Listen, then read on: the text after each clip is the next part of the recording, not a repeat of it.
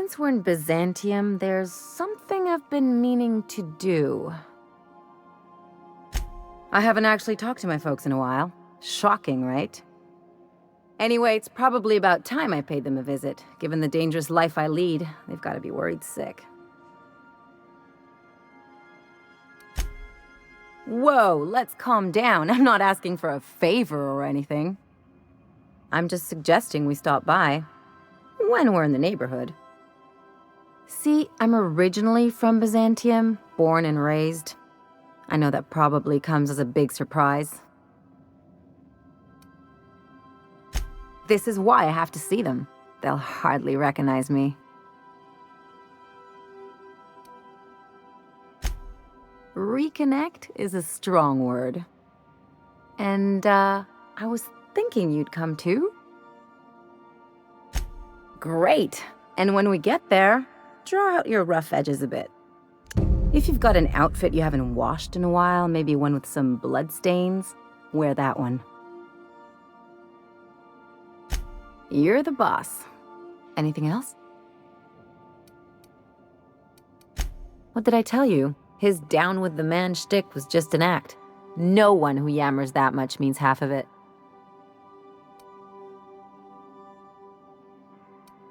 Take a page out of my rule book. Don't trust anyone. Then it's easy. Don't get all mushy on me now. Come on, what did we just learn? People look out for their own interests. It's a fundamental law of nature, same as gravity and conservation of motion. See, this is what I like about you. You may not be from here, but you fit right in. You're not helping the scientists because you think that crackpot will save the colony. And here I thought I'd seen it all. This galaxy must be bigger than I'd thought. Enough about Harlow, though. Anything else? It's like one of those stuffy art gallery pieces. Looks okay from far off, but once you get close, you realize it's just some mismatched shit everyone's agreed to overpay for. Even the bribes are overpriced. The real question is, why didn't I leave sooner?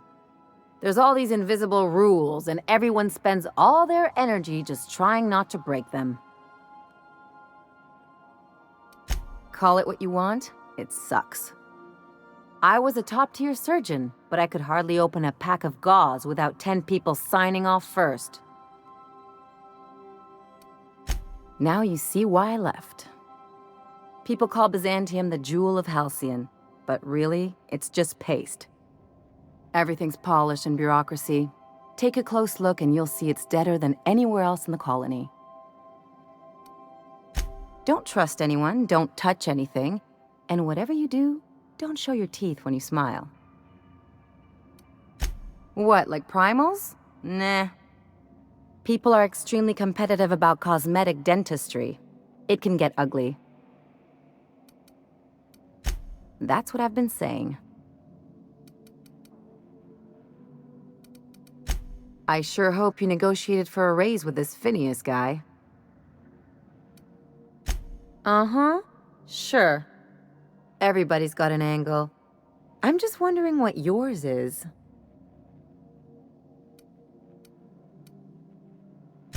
That's one way of looking at it. Another is that he pulled you out of hibernation without your say-so and got you to do his dirty work. Besides, none of this is your mess, so why go dirtying your hands with it? Guess I hadn't looked at it that way. Still, Phineas isn't your only option. The board's put a bounty on his head, and they've got more than enough bits to pay it. I've got no love for the corporations, but they know how to take care of their people. The ones at the top, anyway. Exactly. You seem to have a good head on your shoulders, so I probably don't need to tell you this, but look out for yourself. No one else out here will. Don't mention it, just speaking from experience. Anything else? I think I'll...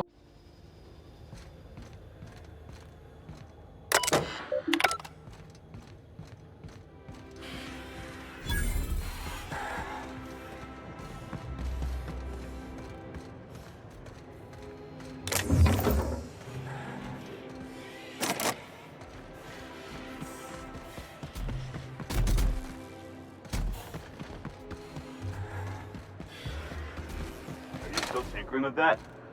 It's not gonna fix itself. Don't we have repair drones for that kind of thing?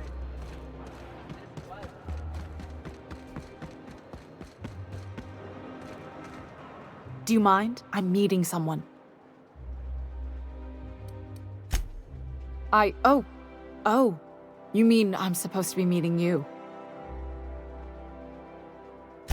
Yeah, you're looking to make contact with Minister... Magpie, right?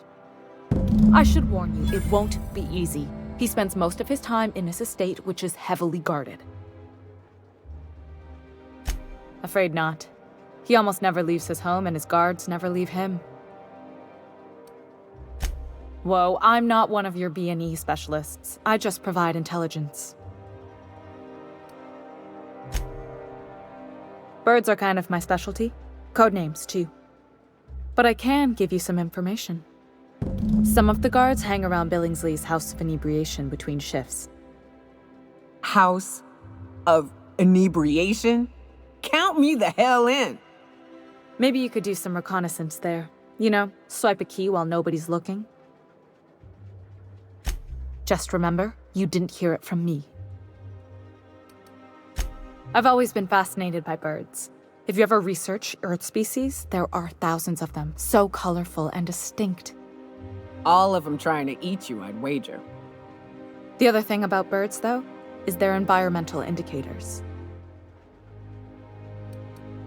Exactly.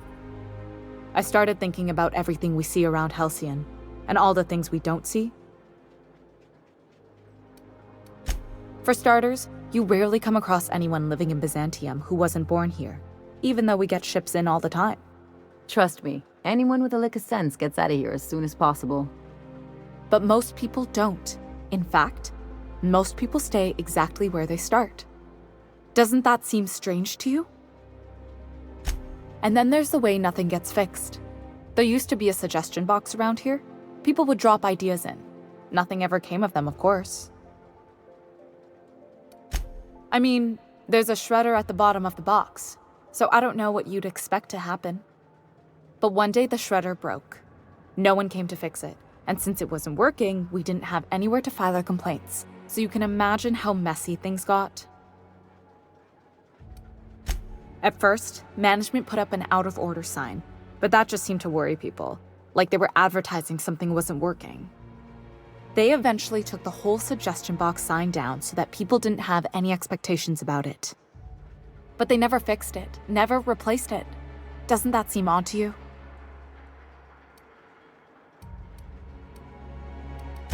If things are broken here, of all places, then I'm starting to think there ain't a hope left in this colony. Things have kept on running this long, right? Or so I used to think. The whole episode made me wonder. If they can't fix something as simple as a suggestion box, what else aren't they fixing? After a while, I got connected with our mutual friend and started using my position here to feed him information when I could.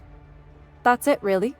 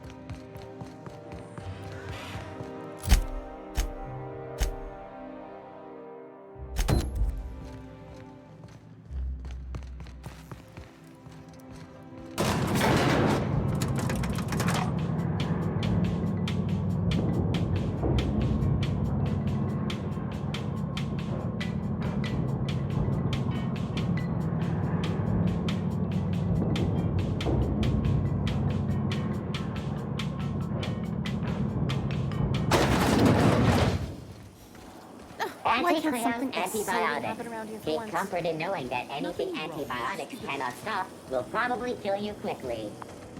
Hey, you. Yeah, you. Want to be famous? Kid, you got presence. Natural magnetism, know what I mean? Tell you what, you're gonna like it a whole lot more once we start talking bits. Listen, you got an agent? Some kind of representation? Fresh, natural talent. I know it when I see it. Listen, you got a real special quality, raw energy. I see you in pictures, kid. I'm making a feature, Space Pirates of Moros Prime. It's gonna be a hit. But we still need a star, and I think you got the chops. Not so fast. First, we gotta talk about royalties. Let's just see where this audition goes, huh? So what do you say? You ready for the chance of a lifetime? Terrific! We're holding auditions at the studio. Head to Odeon Pictures and take the elevator. You're going all the way to the top, baby.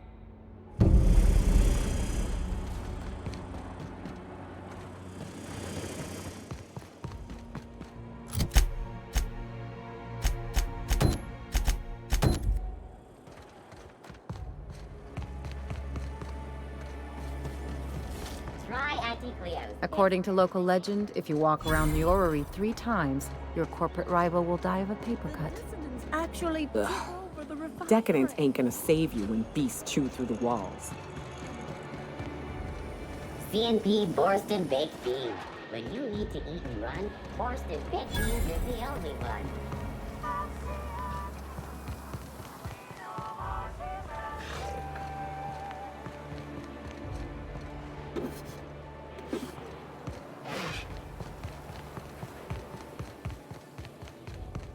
I've always loved that sculpture.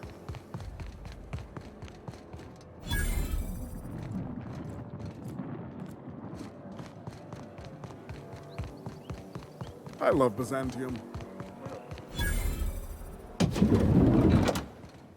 You, with the hips. Over here. Let me take a closer look at you. Don't speak. Hold that posture for a moment while I admire you. You have a natural contrapposto, my dear. The way you rest your weight against your hip suggests a certain rugged charisma possessed only by the mighty primal and the well-traveled spacer. Splendid. I love it. Celeste, you've done it again. I knew from the moment I laid eyes on you that I'd found my muse.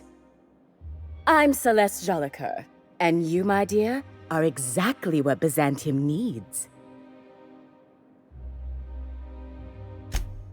Darling, you and that brutish swagger of yours have been on my mind the moment you stepped into my studio. I'm working on a new line of clothing that will shock this city to its core, and I'd like your help. What do you say, my dear? Care to make history with me? Marvelous! You and I are gonna wake this city up like a cold splash of wine to the face. What I need is a survey of the outside world. What does the common laborer wear? How do the wild-eyed madmen of Monarch dress themselves? I've heard rumors, but I require samples. Also, I expect you to model for me. Oh, you cad! You'll be the talk of Byzantium once I'm done with you. I'll need you to model for me the following: the apparel of an iconoclast, the armor of a marauder, and a full ensemble of spacer gear, helmet included. And when I say spacer gear, I mean an outfit worn by real spacers, none of that garbage spacer's choice pedals. You have the bearing and demeanor of a born model. You're going to absolutely murder this job. Fabulous! I can't wait to see what you dredge up. Well, for the good law's sake, darling, how can you expect me to dress her properly? Fetch her here so I can take her measurements and judge her aesthetic. If I were an enterprising spacer in need of a wardrobe, I'd probably head to the Groundbreaker. For you, anything. Outside Byzantium? Of course not. There's nothing for me outside Byzantium. Yes, and I'm terribly grateful you've agreed. Look, darling, I don't belong outside Byzantium any more than a fish belongs on the land. Anyway, I'm quite certain Byzantium wouldn't last 3 days without me. I'd return to a smoking ruin of hideous fabrics and mismatched colors. You're very welcome.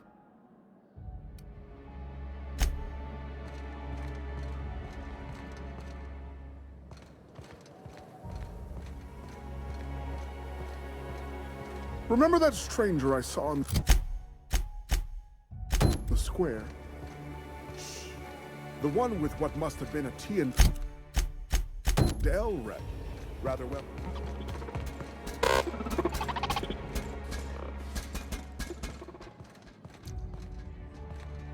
Have you tried our new cocktail sponsored by Rizzo's?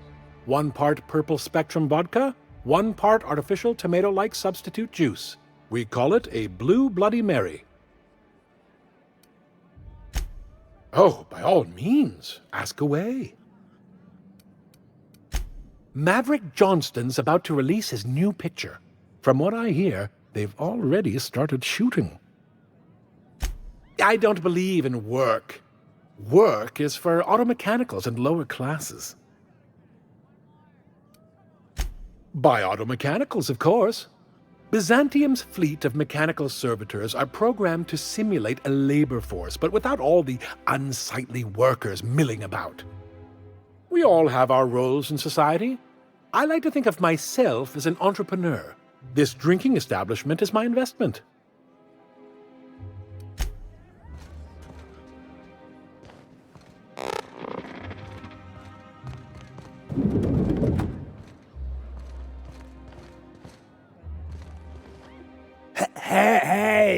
Hey, stand back, you. I'm part of Minister Clark's personal detail, and that means you gotta keep 5 feet back at all times. Yep, you're looking at the minister's newest personal guard. Right here. The others took me out to celebrate on account of me just getting hired and all.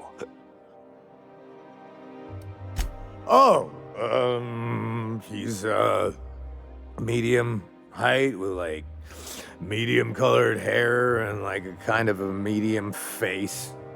Just like in his posters. Everyone tells me he's very private, okay? Besides, I just started. He's basically the most important person in the colony, which makes me the most important guard in the colony. Yeah.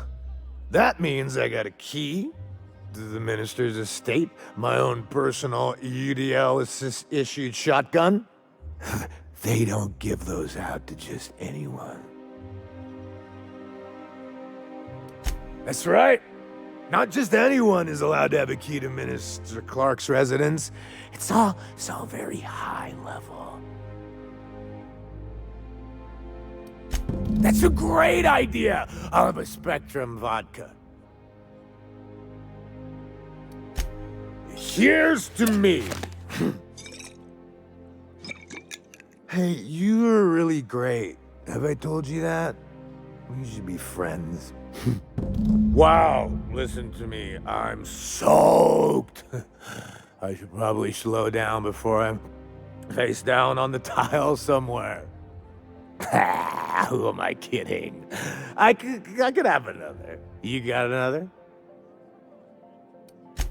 It's not every day you get your dream job, right? Wow! You've got, like, this crazy energy. Has anyone ever told you that? You're like a manosaur. You got a manosaur energy. Oh, laws. I gotta stop. I'm seeing at least 2 of you. Only 2? You got a ways to go. Have you always been here? I didn't see you a minute ago.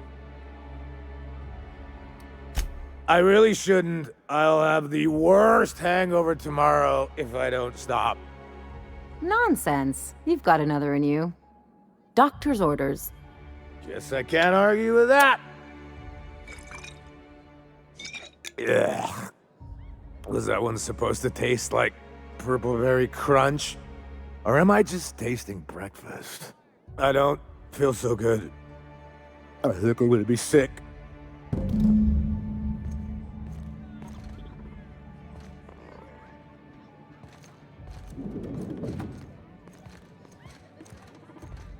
I just need to sit down. Shh.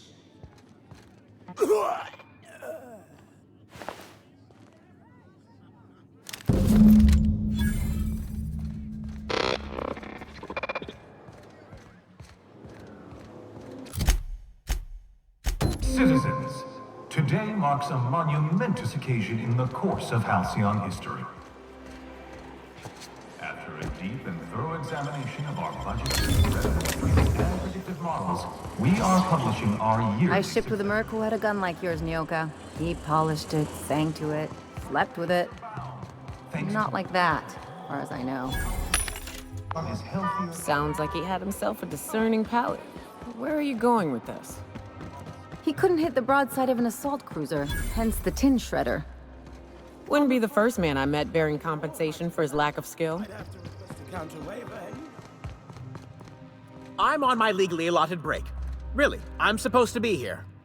Oh, what are you doing here? Well, there's nothing to see here. Nope, nothing at all. Laws, I knew it. You got me. I'm caught, aren't I? I work in the lab at the Ministry of Accuracy and Morale. Some of my sprats went missing, but it's not my fault, okay? Maybe I let them out more often than regulations allow, but they need to stretch their little legs. And so what if I occasionally forgot to latch their cage? Everyone gets a little distracted now and then. They escaped, and before I could coax them back, they'd made their way to the maintenance tunnels. Even if I did dare go down there, they're among all the common sewer sprats and exterminator mechanicals. Really? In that case, take this collection crate. 6 of my little ones are down there, but don't worry, you can easily tell them apart from common sewer sprats. They have intelligent eyes, an agreeable yet reserved demeanor, and a fondness for hiding. Also, they're white rather than green. Please, do take care, and do mind the exterminator mechanicals. If the worst should happen to my little darlings, well, I still want their bodies. For science, of course. Well, to maintain things, of course. Like big, humming machine things with gears. And pipes. Water pipes. Air pipes. All sorts of pipes. That's why they connect the city from the Acropolis district to here. Everyone knows sewer sprats carry diseases. And the exterminator mechanicals have been known to fire on larger targets. Why they'd do that when they're only supposed to attack sprats, I've no idea. But there are rumors. Some people say there are strange things in those tunnels. Assassins. A room full of murderous automechanicals. Monsters hungry for human flesh. A hidden bureaucratic purgatory where things and people are lost forever. Not that I place any stock in silly rumors, of course. To deal with the sewer sprats, of course. They're quite the nuisance. Therefore, my, research. Oh, very well. It's true. I do run studies on them at the lab, but I also have a special connection with them. See, I'm an enormous fan of all my colonists. The early seasons, before the plotlines got tacky. You must have seen the classic episodes. Positively marvelous. Those early years truly were the golden age of Halcyon. Well, I name all my sprats after my favorite characters. That way, their stories can live on in rodent form. So you see, it's imperative that I get them all back. Not just names, they all have backstories too. There's Lord Reginald Kim III, Lady Philippa Farnsworth, Vonda von Vermington, Haroon Greenlee, Iskander Emmanuel Sanchez, and Evelyn Ensley Okoye.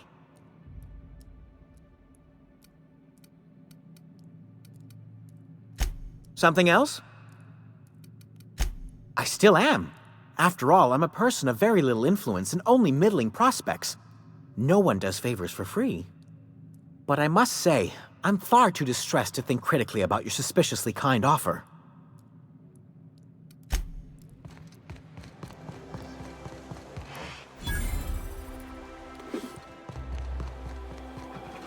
Is Mayfield still drinking? Idiot's probably face down on the bar by now.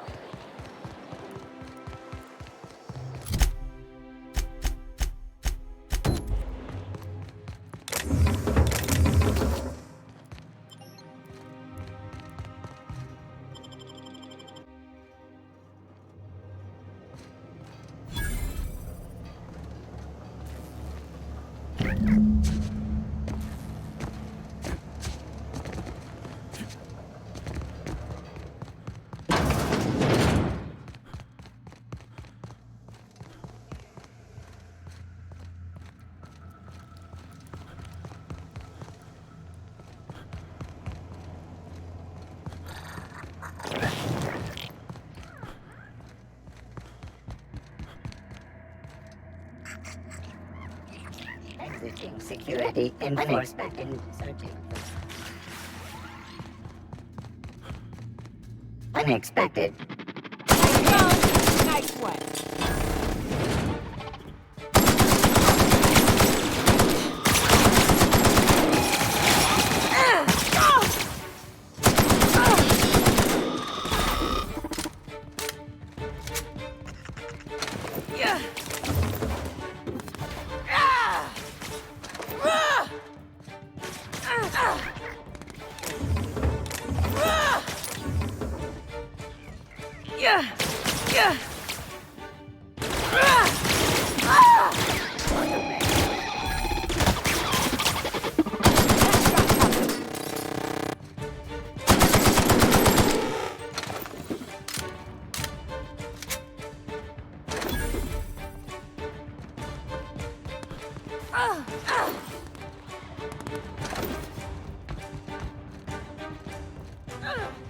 If you don't get back up right now.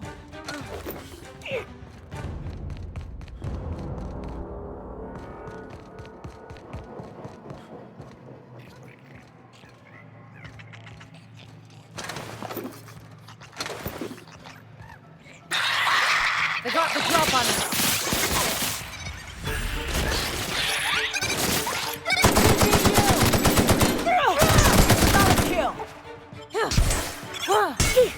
That's the last of them. And I thought nothing fun ever happened in this town.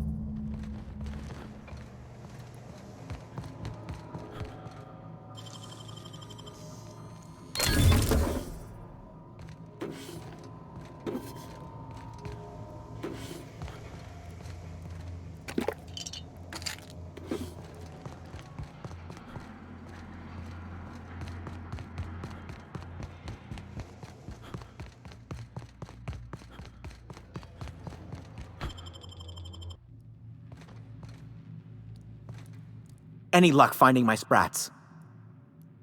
Truly? Why, this is marvelous! And all safe and sound. Oh, Reginald, Philippa, Vonda, Haroon, Iskander, Evelyn, I'm never letting you out of my sight again. Please, take this. It It's not much, but it's the best I can offer for the safe return of my darlings.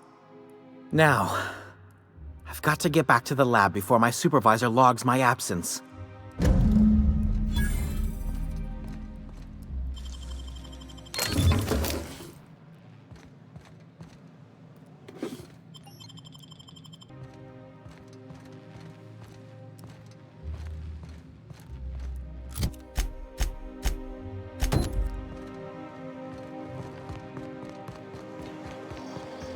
Out with it, you wretched contraption! If I never smell another raft, it'll be too soon. Weren't you a sawbones? Figured you ought to have smelled worse. Sure, but those things reek like bad cologne. It's different. I'm with you there. At least humans have the courtesy to wait a while before their bodies start to stink. For all auditions, please use the elevator on the left. For all auditions, please use the elevator on the left.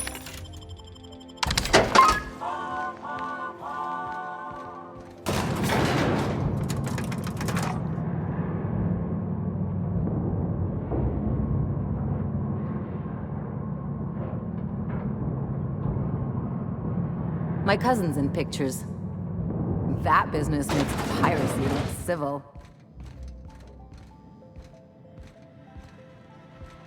Great! You made it! Listen, I know you're expecting a script, but you're the real deal. Just go in there and do what feels natural. We gave the other actors real weapons to keep things authentic. And 'cause Josh is paying to see their logo on the big screen. See, I knew you'd get it. Now go in there, find your mark, and show us what you got.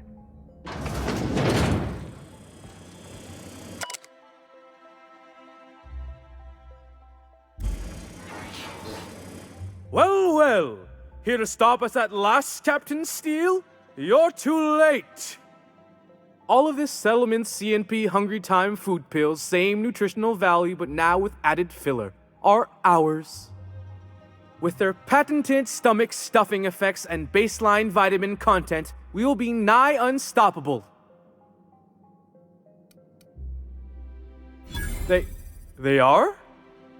What an unexpected twist! You may have fooled me for now, but not for long. Can I shoot someone? Wait, are we the good guys or the bad guys? Doesn't matter. I want to shoot someone. Do you remember the last time we faced each other? The Battle of Axejack, staring one another down across the void of space while flaming debris fell like rain around us.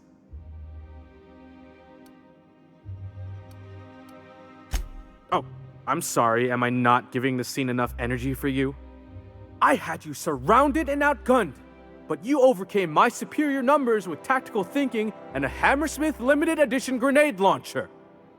I've been waiting for 5 years now, and at last my day for vengeance has come!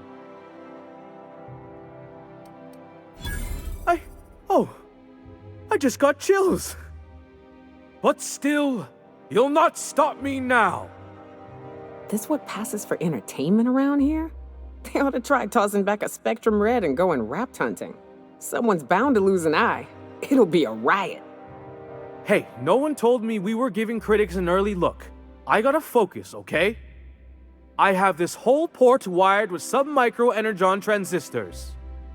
Once we're away, I'll activate the gamma particulate field and the quantaponic chain reaction will turn this whole place into vaporized plasma.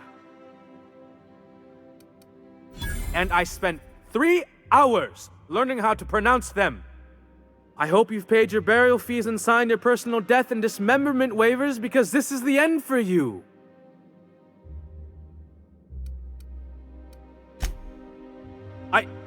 Line. Never mind, I think that's scene. To the break room, everyone. I need my Moab fizzy tea. Cut! That was fantastic. With actors like you, who needs writers? Let's take 5.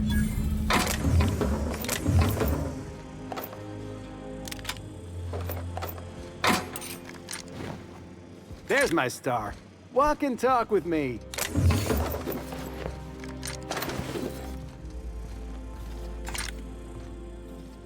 That was brilliant stuff. Do you write your own material? Amazing. Just firm up that jawline, and you'll be a triple threat. I'm gonna have to fire the writing staff. What do those anemic fuckwits know about dialogue anyway? I'm thinking a whole new script. More pirates, bigger explosions, you flicking a Stogie Slim into a barrel of gasoline. Marketing says that kind of action sells tickets. Here, this is for your work today. I'll be in touch once we get that script.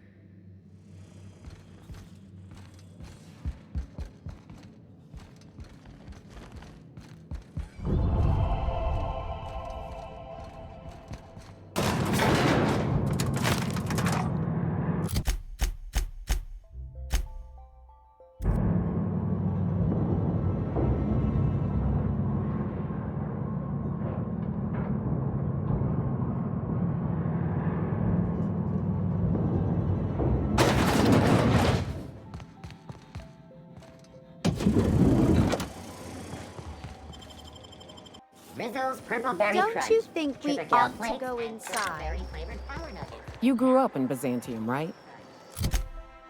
Don't rub it in. All right. Oh, don't get all prickly. I just haven't met someone who left the high life on purpose.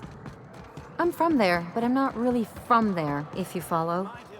You've no idea.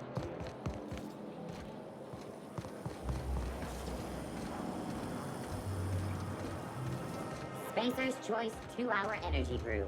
Watch out for hour 3.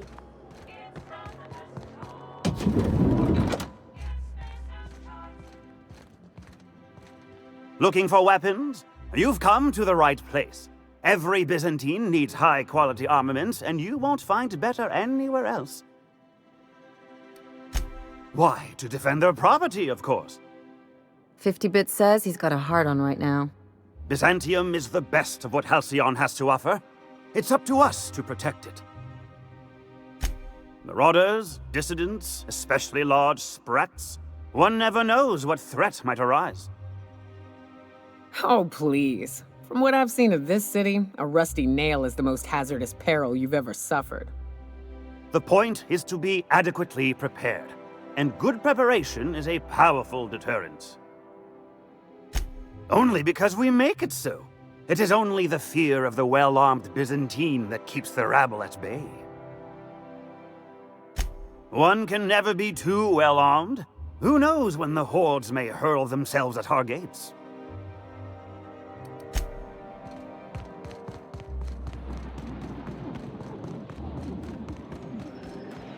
I tell you what, we'll change our contracts as being if you'll replace.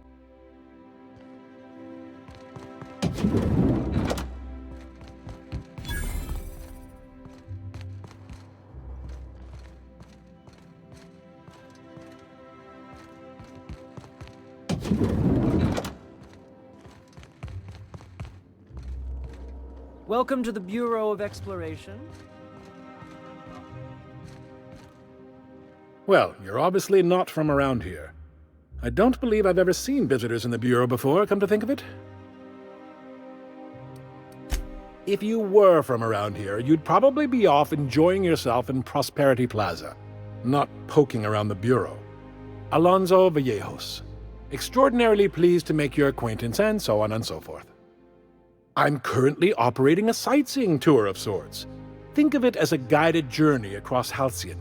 Would you be interested in a trial run? Glad you asked. Our tour guides you across some of the most picturesque and breathtaking sights around Halcyon. We've placed some beacons across a series of locations around Halcyon. All you have to do is follow the beacons to adventure. That slogan's a work in progress. So, what do you think? Are you interested? Outstanding! Here, you'll need this special triangulating device. Think of it as a wireless compass, pointing the way to the next beacon. When you find a beacon, this device records your discovery and directs you to the next stop on your tour. Find every beacon, finish your tour, and come back here to claim your commemorative hat. Simple! Hey, welcome back.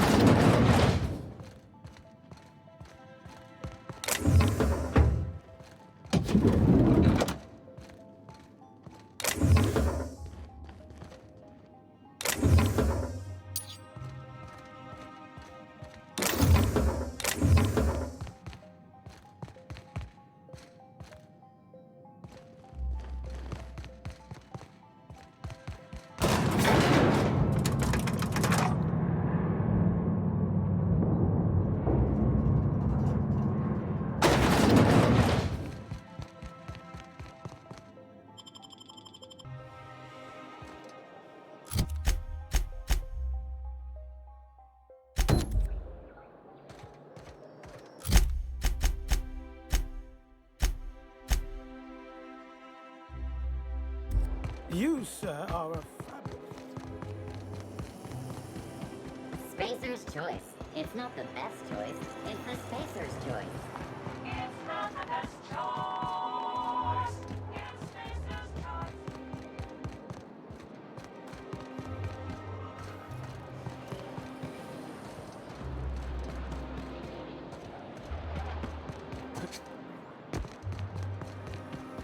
C&P chicken and potatoes. At C&P, we know our C&P.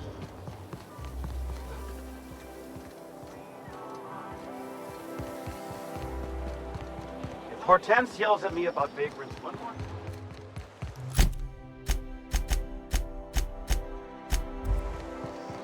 I'll sue every technician and... What was it like being one of them top runners? Hey, my parents and their gold-shitting friends are top rungers, not me. If they'd sent money to Monarch instead of building even one of those homes, I bet we could have rebuilt Stellar Bay. The whole damn thing. This property is off limits. Solicitors, loiterers, and uninvited visitors will be fined to the fullest extent of company policy. This ultimatum brought to you by Universal Defense Logistics.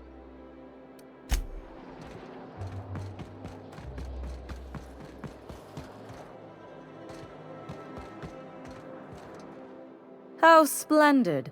Another rung leech wandering through the streets of Byzantium. Why, just this morning I thought to myself, as lovely as the gardens are, what they really need is more greasy vagrants frolicking through them. And here you are, frolicking.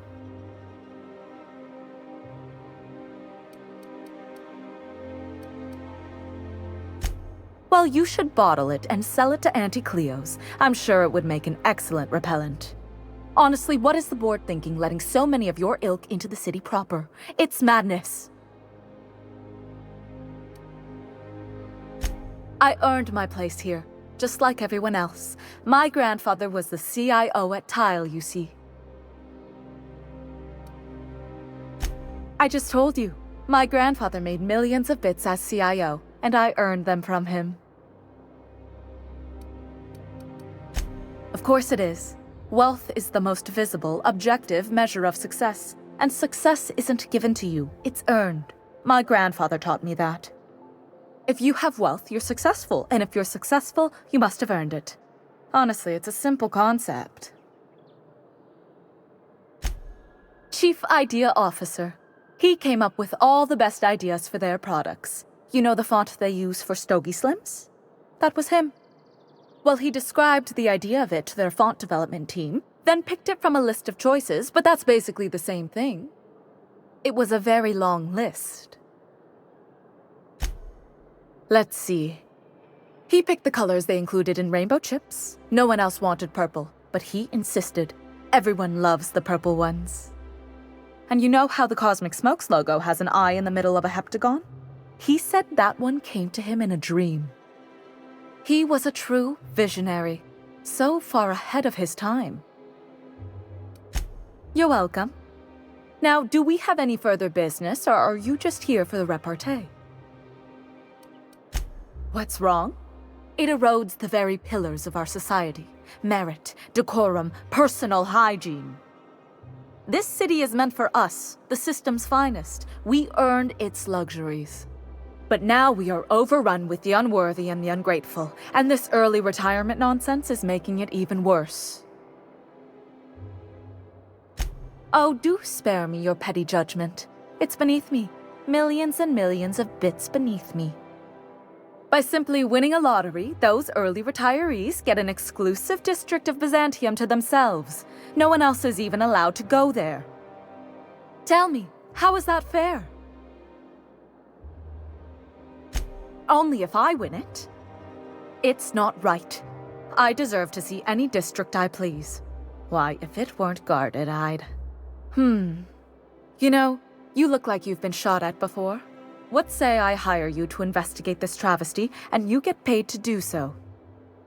Beats standing around and talking to aristocrats anyway. Yes. Listen to your... What is that person's job exactly? Are they your secretary? Personal masseuse? Or do you just keep them around as a mobile armrest? Well, it doesn't matter. What's important is that you think this is a fabulous arrangement, and you'd be thrilled to lend me your services. Aren't you? Fantastic. Consider yourself employed, vagrant. I hear the chosen retirees all enter the retirement district via the port landing pad, but it's completely locked down. You'd never get in that way. Unless, of course, you had a wealthy, beautiful benefactor of impeccable social pedigree, which you do. How fortunate for you. These codes will get you past the lockdown. Oh, and don't worry about subtlety.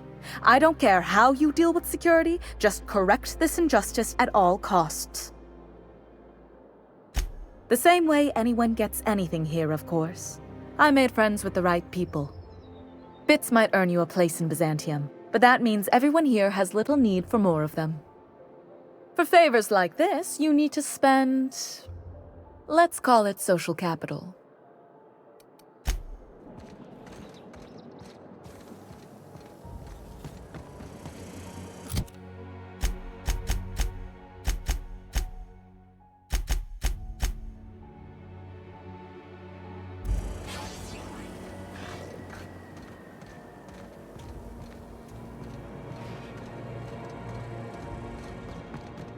There's my parents' place. Smell that? Industrial-grade cleaning solvent and desperation. Never thought I'd say this, but somehow, I prefer my sulfur.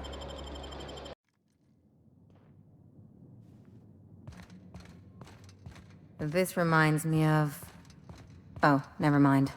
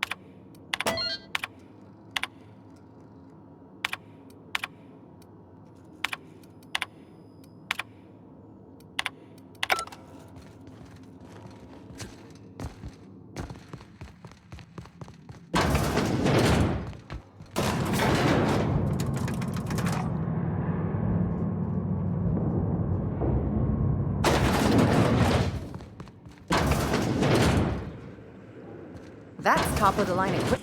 That's far enough. What are you doing here? How did you even get inside? You're in my house, and I'm not fucking around. Start talking. If anyone ever tries to off me, I hope they do it with the same professional courtesy.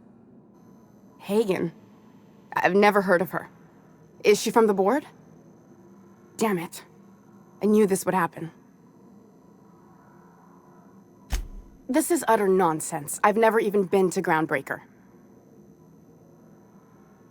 What happened to the team? Tell me you didn't move their suspension tanks.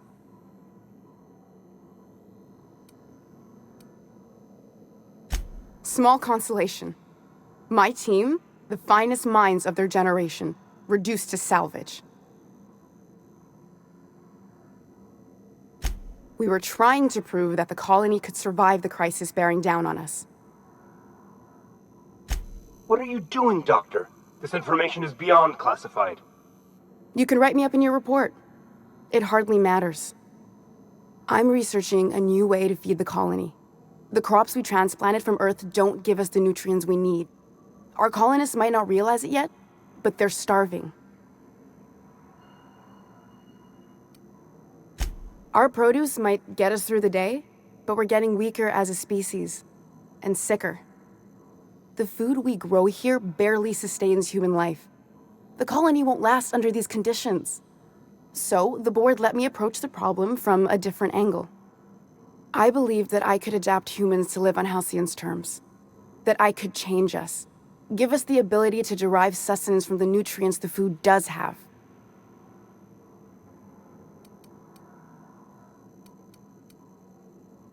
Not for lack of trying. I wanted to save them all, but I wasn't strong enough. There are other teams. We didn't want to experiment on human test subjects, so we used the only resources we had. Each other. I'm desperate. I've already asked all the best institutes on Earth for help. Years ago, we sent a message out on the Cornelius Vanderbilt, but heard nothing back. It's been missing for over 2 years now. They never re-established contact after the skip to Earth.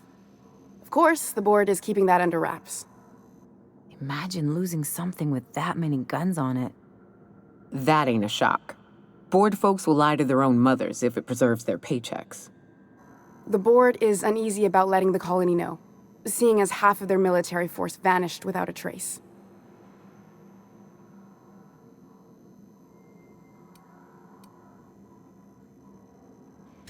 Exactly. If colonists know we can't feed them or protect them, they'll begin to wonder why they need us at all.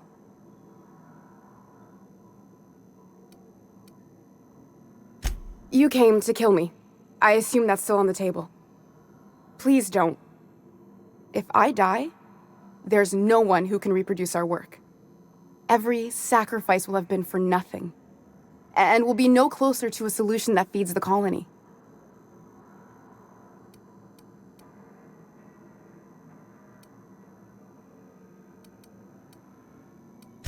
I try not to, least when it comes to the moral dilemmas.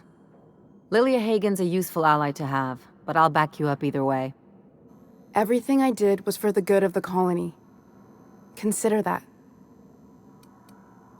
The one on the wanted posters?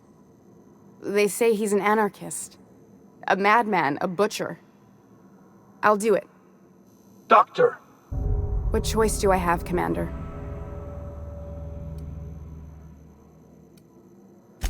Alien conspiracy? No. What, did you hit your head on your way in or something? I need to get out of here. Phineas can contact me when he's ready to work together. For now, I'd better pack up the lab and head somewhere discreet. Not so fast. Captain, what you just learned is beyond your clearance. Hell, it's beyond mine. Give me one reason why I should let you walk out of here alive.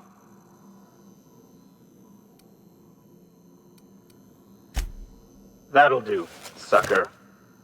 Now move along. The doc has a lot of work ahead of her. Tidying up and such.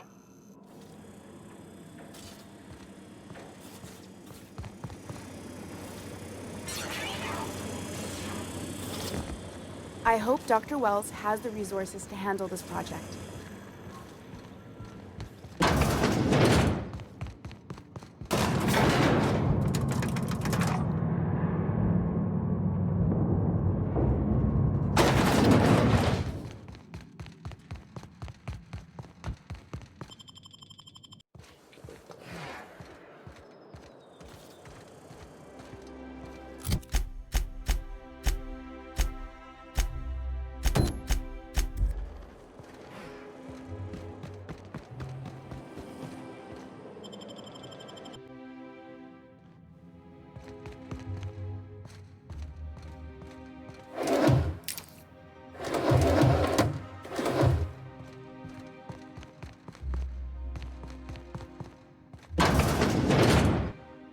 Marilyn, is that you?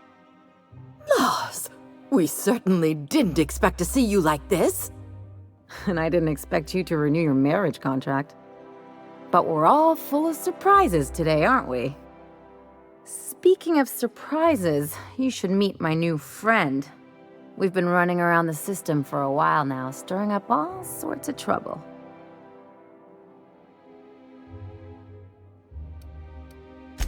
I don't know what to say. He's usually not like this. Come on, you're supposed to help me make an impression. Anyway, you're probably wondering where I've been all this time.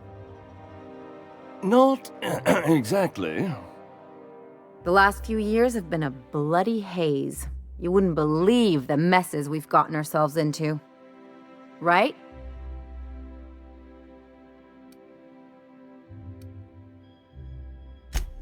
Yep, we're a pair of disgraceful lowlifes. Marilyn, this really isn't the best time. Perhaps you should go. I mean, we had other business in Byzantium, so it's not like we went out of our way. But you can't just kick us out. We'll stay as long as we like. And while we're at it, we'll drink your expensive hooch, wear our outside shoes all over your nice floors.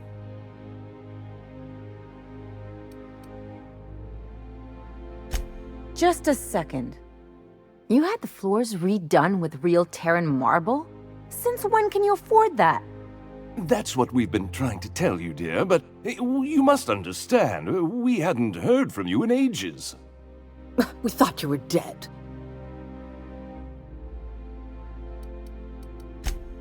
I'm not dead. I just never wanted to talk to you again. I'm afraid the distinction was lost on us, darling.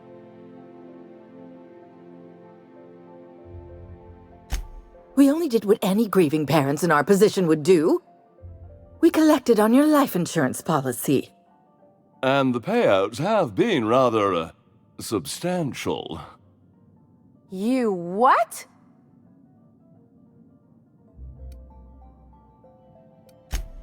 Well, now that I'm here, I guess you'll just have to report back that I'm very much alive and kicking.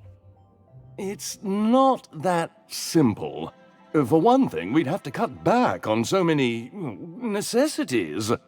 The neighbors would be sure to notice. That's the other problem. We had to explain your disappearance somehow. We couldn't very well tell people you'd run off to become a miscreant, could we? Shh! Someone could hear you. We concocted a story about Celeste Jollycurl designing a pair of 12-inch heels for you. One of a kind, naturally. That led to your tragic death when you tripped and broke your neck. It was quite the story. People were talking about it for weeks.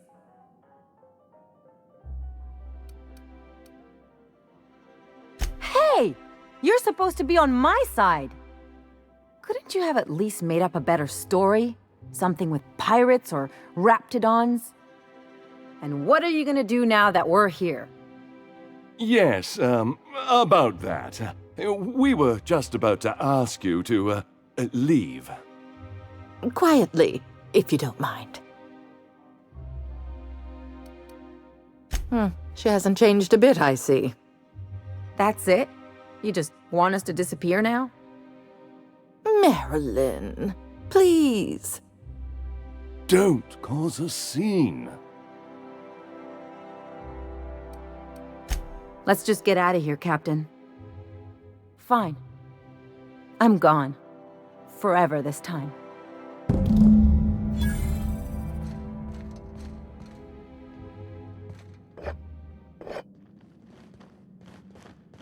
What do you think you're doing?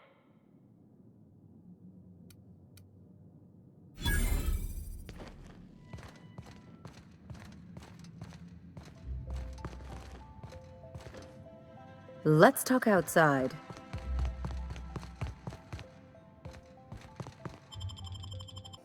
Can we talk? Can you believe those two? We'd hardly been there a minute and they turned us out like yesterday's garbage.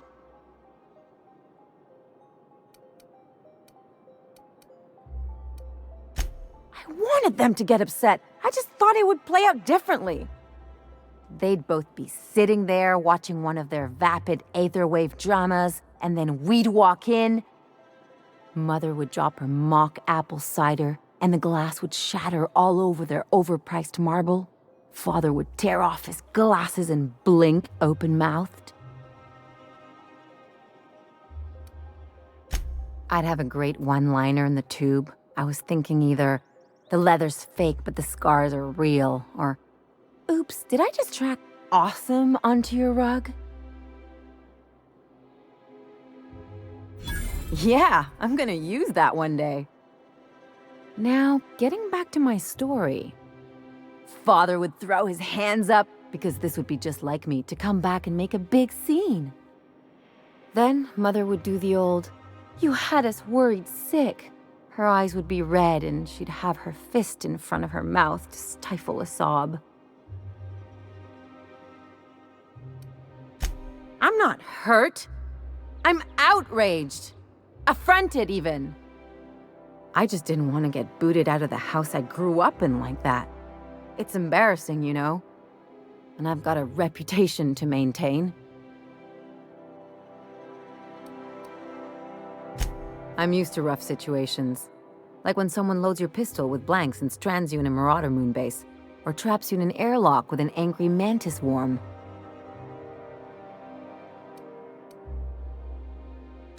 But I want to talk about me now. I always thought I knew that. Didn't realize it would take getting stabbed in the back to really get it. Good thing it happened with a couple top-rungers who can't stick worse than a butter knife in me. They've got no idea what a real double-cross looks like. Much less a Hephaestian triple-cross. Or an inverted Olympian blind cross. Wait a second. What if I could get that money? I could open a new account, designate that account holder as a sole beneficiary. All the payouts would go to me. I'll make money without doing a thing. And I'll get to cut them off. My policy is with the Greater Halcyon Insurance Group. They have an office in Byzantium. Maybe you could use some of your people skills to help me set up a dummy beneficiary account. If that doesn't work, I'm sure we can find one of their terminals and do it ourselves. Something on your mind?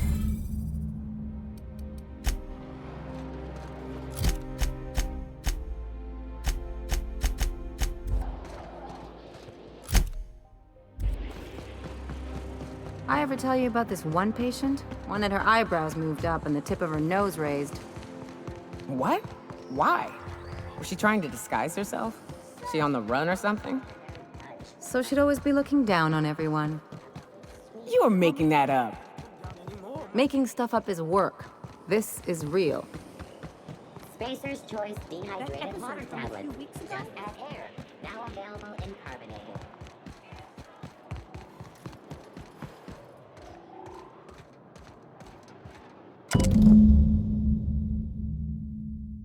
I guess we're going to Fallbrook.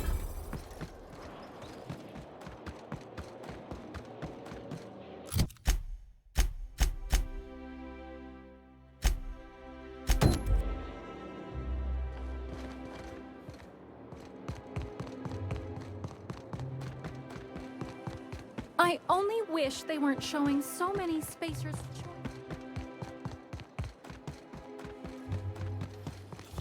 Auntie Cleo's pipe patch.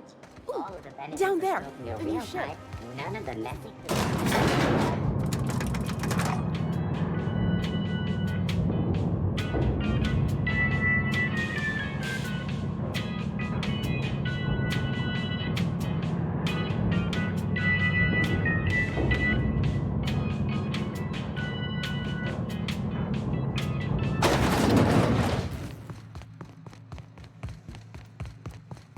That's the last of them.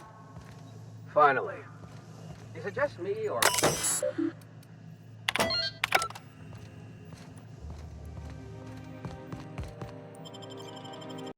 Welcome to the Halcyon Holdings Corporation Early Retirement Center. You, the lucky few, have been selected to spend the rest of your days living the high life in your own private district in Byzantium. When you arrive, you'll be whisked away to your very own luxury penthouse, furnished exclusively by 24/7 Furniture's deluxe Falscowood collection.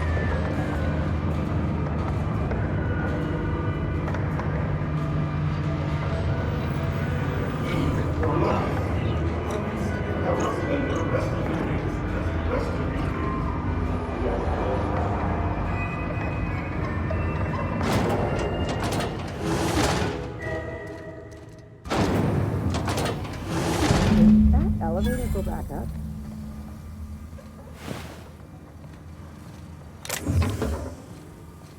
Halt. Security patrol initiated. Make him look ready. Processing.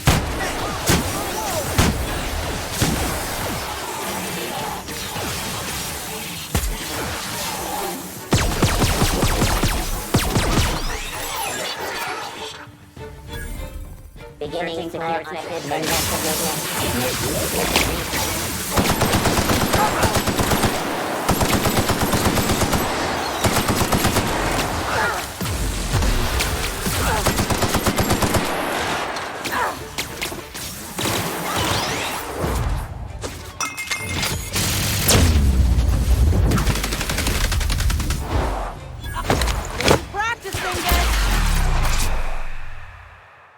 Just like that.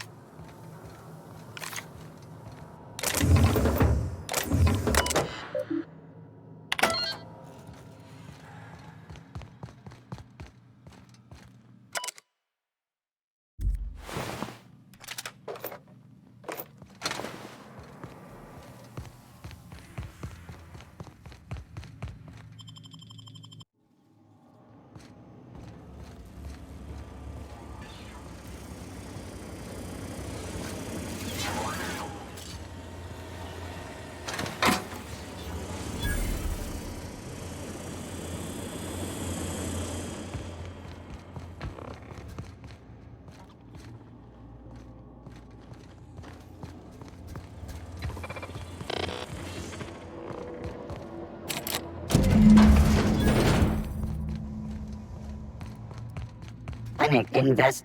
Incoming! Keep this up and I won't have any new battle scars.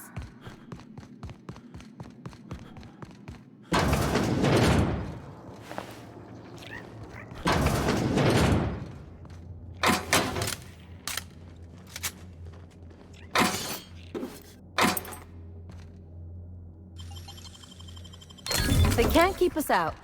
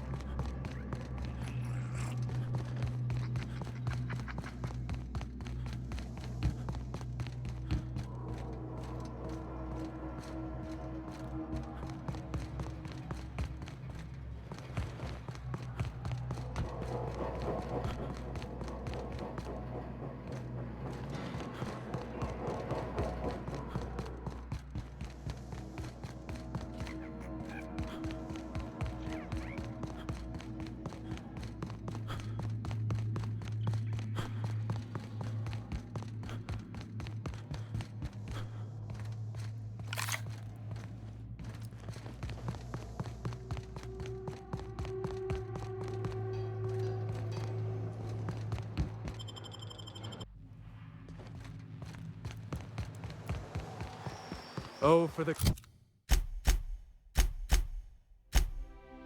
good old days when you could simply... Byzantine life seems awful cushy. Could get myself used to kicking back for a spell.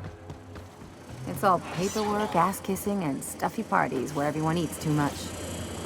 An overabundance of food sounds just fine to me. I must admit, I'm getting a certain thrill out of our little arrangement. If this goes well, perhaps I'll start hiring wandering delinquents to handle all of my affairs. It is going well, I hope. What? You mean it's just a sham they perpetuate so they can dispose of the rabble? That's brilliant. To take the most burdensome members of our society and simply remove them. Oh, I'll never doubt the wisdom of the board again. Why, I had no reason to be envious at all. What a relief.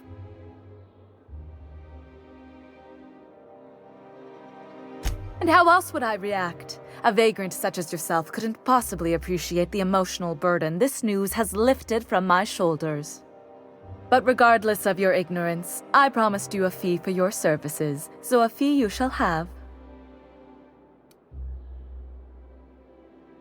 No, that's all right. Sizable fee it is. My, you're really quite primal, aren't you? Fascinating. In any event, while I'm deeply grateful for the peace of mind you've brought me, I will need some solitude to fully bask in it. So if there's nothing further...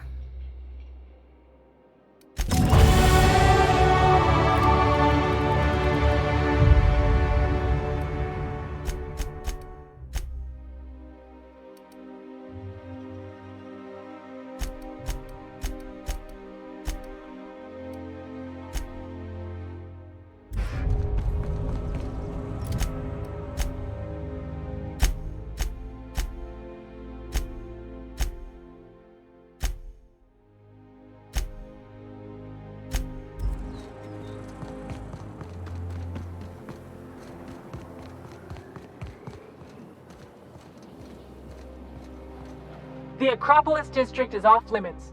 Move along. You could have asked me, you know. What in the law's name are you on about?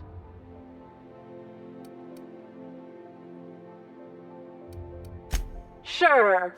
Let me just take that off your hands. Did I say restricted area? Slip of the tongue. What I meant was, welcome to the Acropolis district. I never could have handled the desk job.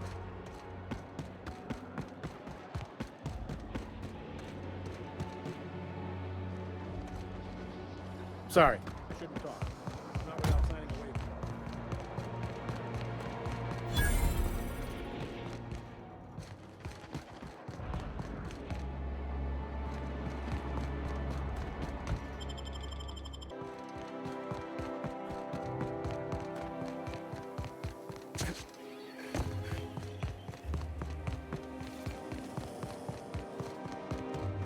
Oh, there. That's one right there.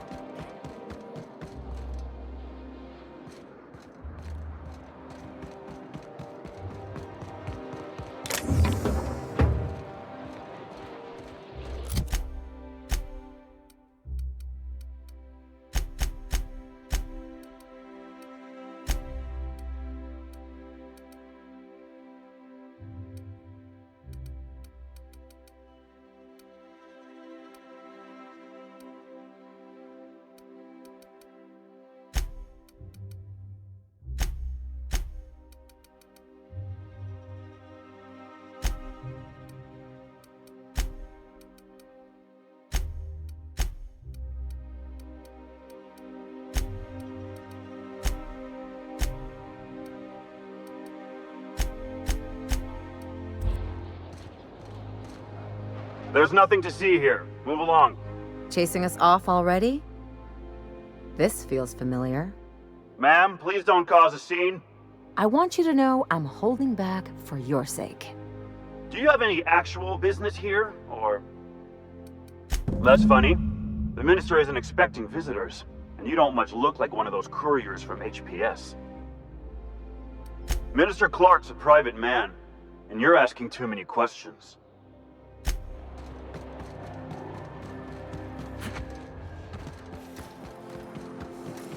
Hey, sorry about your folks, Ellie. I'm just sorry I forgot to search the liquor cabinet before we left. I know that's a joke, but be careful. I lost someone once. After I buried him, I raided his Rizzo stash for a bit of comfort. And I ain't stopped drinking since. Hey, who says that's a bad thing?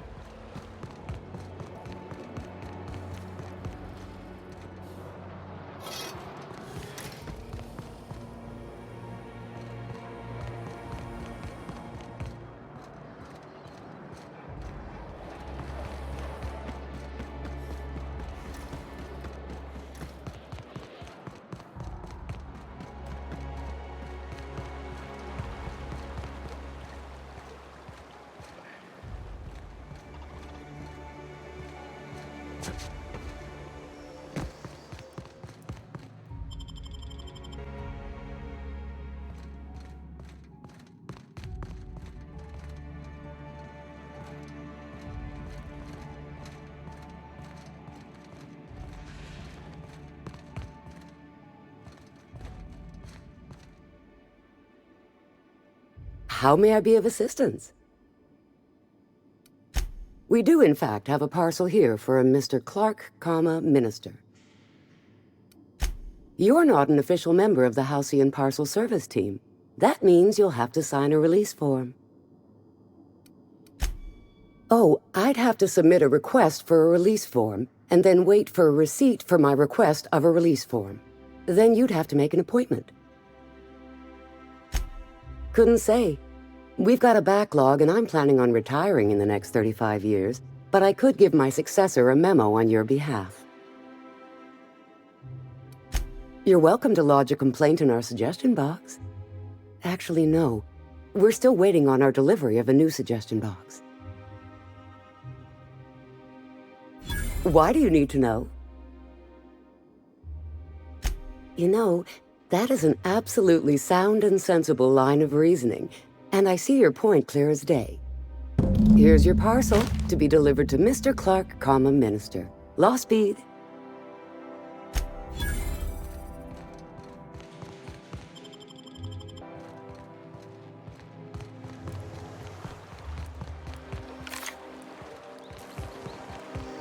Out with it, you wretched contractor!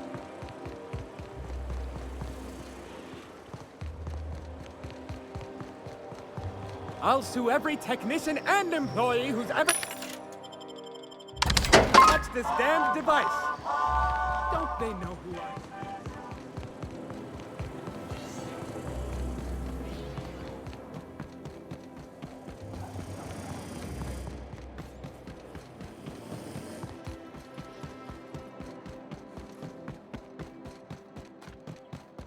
There's nothing to see here. Move along. Yeah? Let's see it. Looks like your papers are in order. All right. Go on through.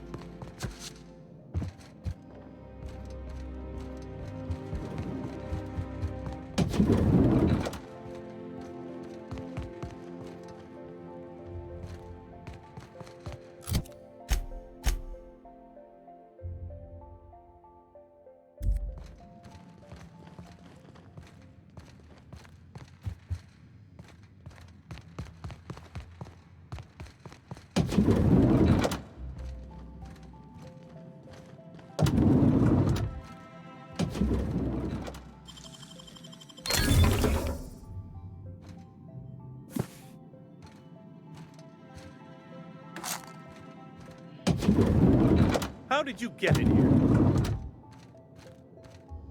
You! You're not one of my guards. What are you doing here? So, this is one of the guys who runs the colony, huh? Small room for a big shot. If this is about another aetherwave clip or radio spot, you may kindly fuck off, as the parlance goes. I'm not doing any more. Have I not made myself clear?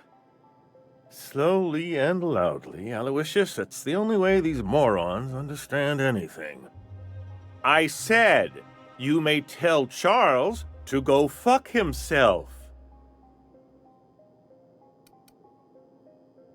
Chairman Rock! Oh, terribly sorry. I thought you were part of Rockwell's PR team. But if you're not, that means you're a dissident? A real live dissident? But what are you doing here? And how did you get in? Drugs, of course. What else? Why did I get my hopes up? Back to idiot speak. I don't have any drugs. You should try a vending machine or a purveyor of curative goods.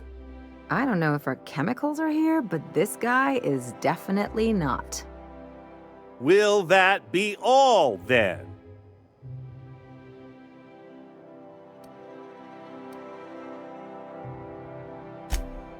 Oh dear, I don't think I can say this any more slowly. Unless... Of course! It's Rockwell again, who else? And I thought he was only holding me here to keep me out of the way.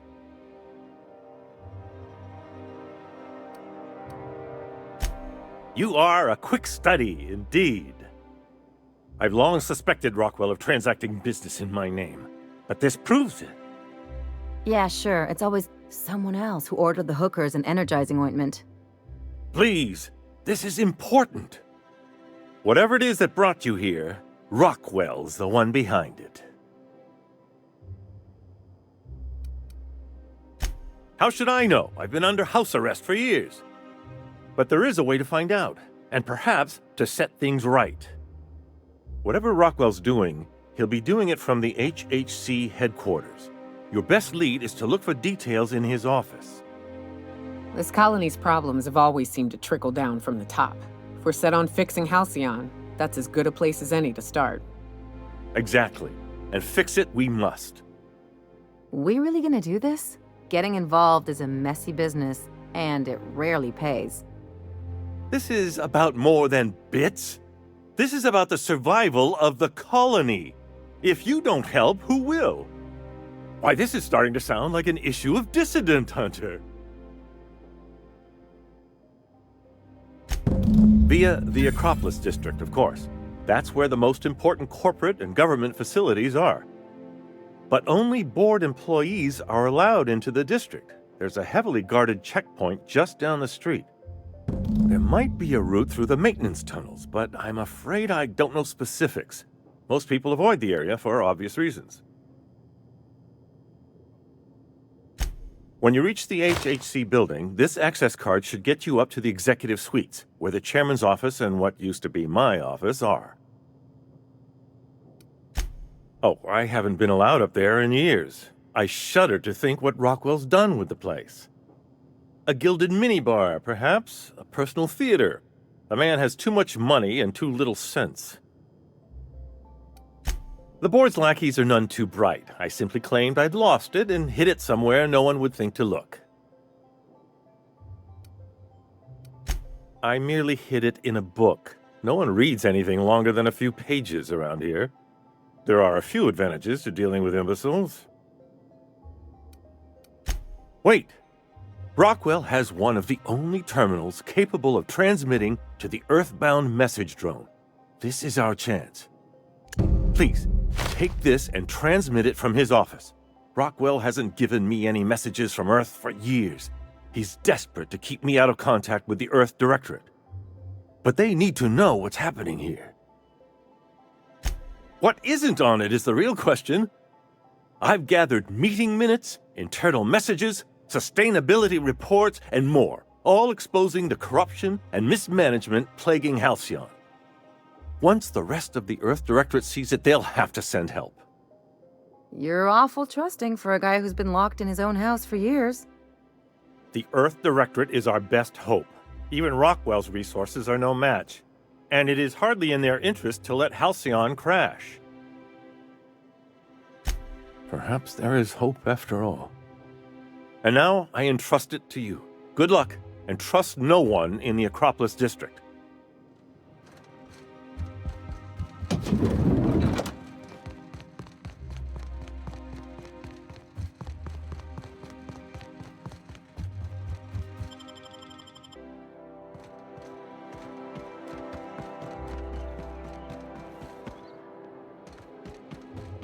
Oh, there. That's one right there. Can't you? Radiating off of him. Ah, if it isn't my favorite vagrant in the system, what can I do for you? Of course I am. Now I know for certain that this is the pinnacle. There's nowhere more beautiful, and no lifestyle more luxurious. I deserve the very best our society has to offer. I earned it, and thanks to you, I know that I have it. Wouldn't you rest easier too in my position? Why would I waste energy being upset over deaths I didn't even know about? And why would the board waste resources on those who aren't productive?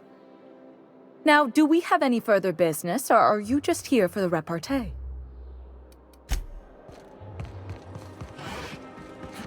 Did you hear? Martin.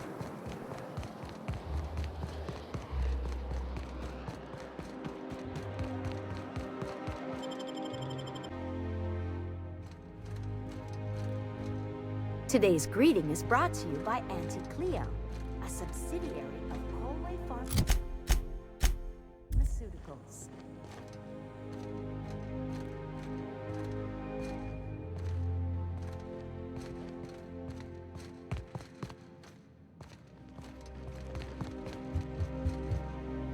Please step away.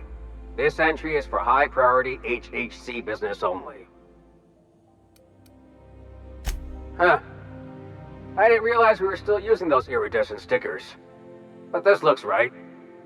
I'll just need you to register your weapons with a revised request to carry 32B form. Each weapon will need a separate form. I'm not authorized to employ humor on the job, sir. Now, let's see. Damn it. When did I run out of forms? You don't have to be sarcastic about it. Look, you don't have time to wait on new forms, and I can't afford the citations for impeding HAC business. So I'm going to save us both some trouble and waive your forms. Just know there are a bunch of guards upstairs, and they're all high on dervish mist and low on patience. So try anything funny, and they'll paint the walls with your guts.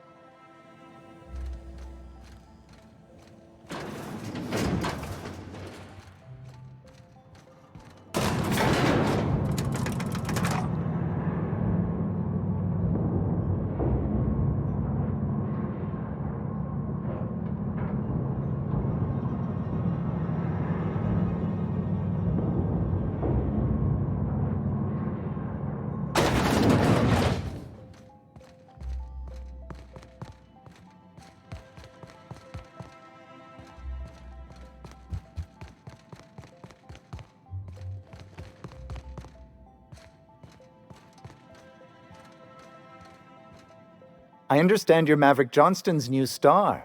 Well done. Personal assistant to Adjutant Akande and Chairman Rockwell. I'm also responsible for organizing the adjutant's stationery, which is more of a hobby. Ah. Oh, you were being serious. I'm obliged to inform you that Chairman Rockwell is unavailable for an indeterminate duration. Will there be anything else?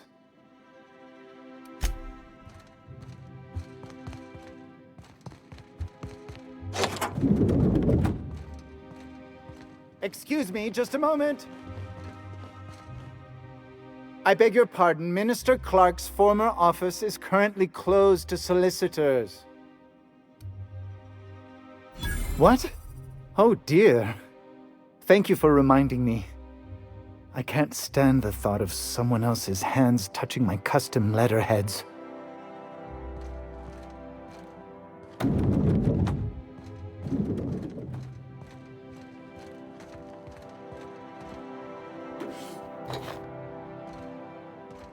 You could dismantle a single room of this place, sell the materials, and feed everyone on Monarch for a month.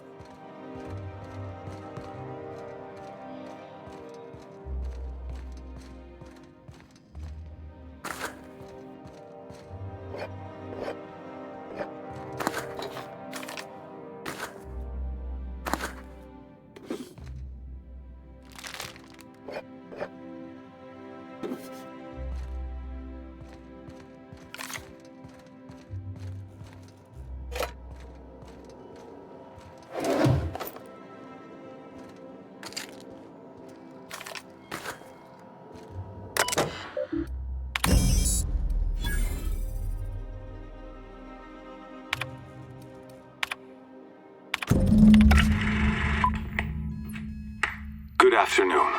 I'm Chairman Rockwell, and I'm here to address a serious issue facing us. As you all know, our colony has been successful beyond our wildest dreams. Unfortunately, we've recently discovered that our food supply will not be able to sustain Halcyon's population in the long term. Everyone will die. Everyone will slowly stop living from malnutrition. But we're doing it together, and that's what matters. I fucking swear, if someone doesn't give me something to read that will placate the masses soon, all of you will find yourselves violently unemployed. But I can assure you there's nothing to fear. We've got a solution. It's called the Lifetime Employment Program. We will freeze most of the colony to preserve resources, while the best and brightest of Byzantium continue living in prosperity. Look, you idiots! How many times do I have to tell you we can't say shit like that? Fire whoever wrote this! While Halcyon's brightest minds solve the problem of our nutritional shortage, the rest of the colony will be placed in suspended animation. Individuals will be revived on a rotating basis, so that every Halcyonite can be part of the important work of saving our colony. By testing paperweights. Sorry, couldn't resist. Let's go again. And someday, in the not-too-distant future when we've solved this crisis, we'll all be back together again working for the good of Halcyon. Until then, the board shall provide for the deserving just as it always has. So, obey your supervisors, take your vitamins, follow your corporate-mandated grooming rituals, and rest assured with the board on your side, there is nothing to worry about.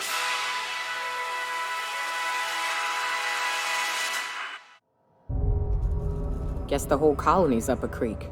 I thought it was just Monarch. I don't know about you, but I'm all for living fast and dying young.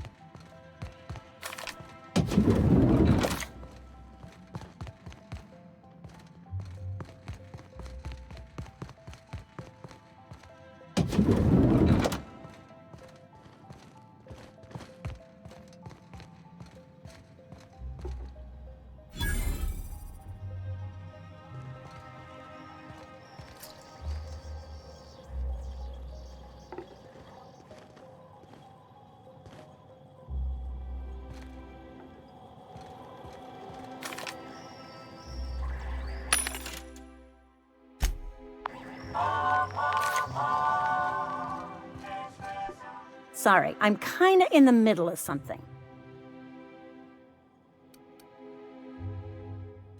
I knew it! He's eating your lunch too, isn't he? That greedy little cysty pig. This is great. I finally have someone else to complain to. What I'd give for a surplus of food to complain about. Complaining is a competitive sport in Byzantium. You'll get your turn. Right now, we're talking about Theodore. Oh, that's no problem. I can get you into the lab. In fact, let's go there now. Theodore's out right now, but we should be ready when he gets back. That way, everyone can see you chew him out. This is going to be so good.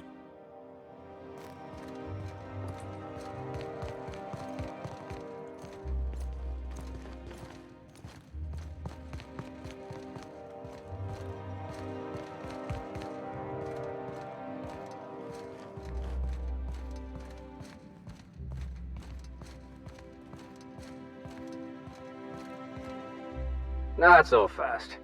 The Ministry of Accuracy and Morale is off limits to everyone without X-36 level clearance. It's okay. I'm a doctor. I don't care if you're a brain surgeon.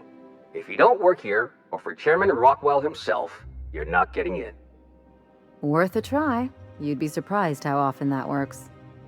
Like I said, X-36 clearance only beyond this point. I don't know how you got that, but I still don't know you, and I don't have any new clearances on the list.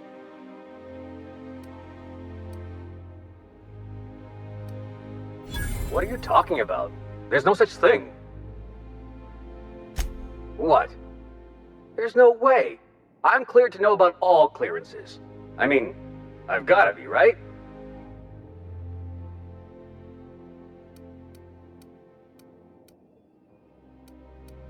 Whoa, there's no need for that. Go on through, and let's pretend this conversation never happened.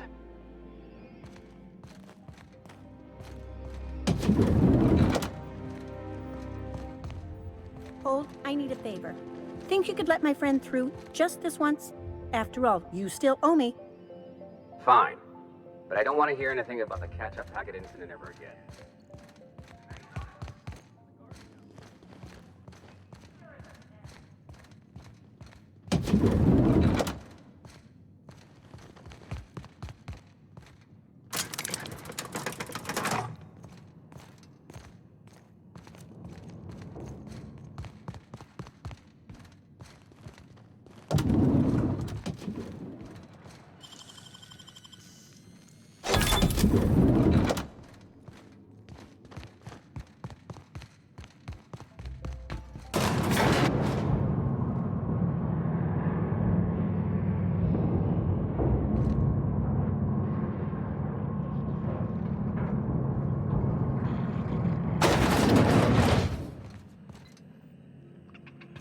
What's this I hear about you ordering more tests performed with sample 4157? That batch failed spectacularly. I saw a variance in the results that we never accounted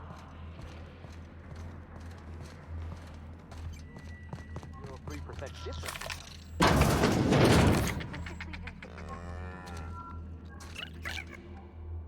What a pleasant surprise. Thanks to you, Reginald, Philippa, and the rest are up to their old games of deception and seduction. But what are you doing here? On the other side of the lab? Why, that requires a top-level clearance. After all, we're running low on the stuff. I really shouldn't be doing this, but you did help me out. Take this keycard. It'll get you into the hibernation lab where the remaining dimethyl sulfoxide is. If you're seen by any of the guards, however, I'm afraid I can't help. Good luck.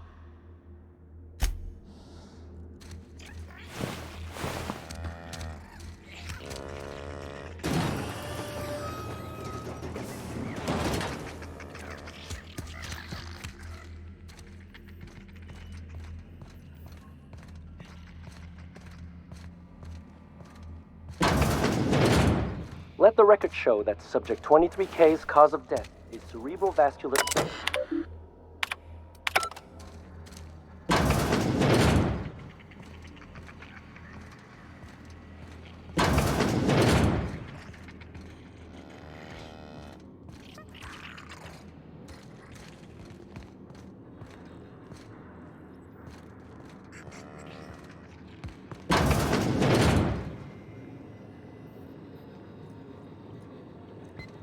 I'll keep it down.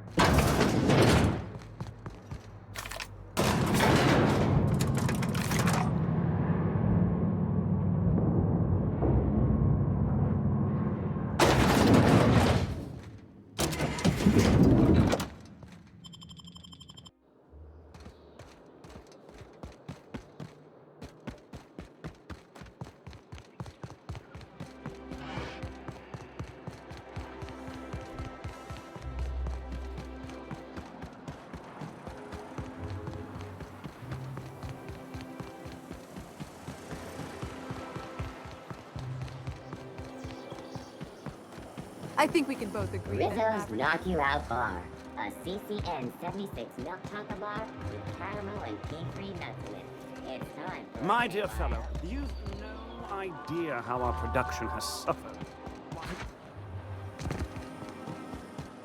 Spacer's Choice Tartarus. I know a guy. A tangy sauce made with real atmospheric contaminants. If I spit, think I can hit that mechanical down there? You'll get in trouble. No, I won't. I'll blame it on you. something to see an Earth assault cruiser land here? Don't be ridiculous. There's no way one would fit. How would you know? You've never seen one.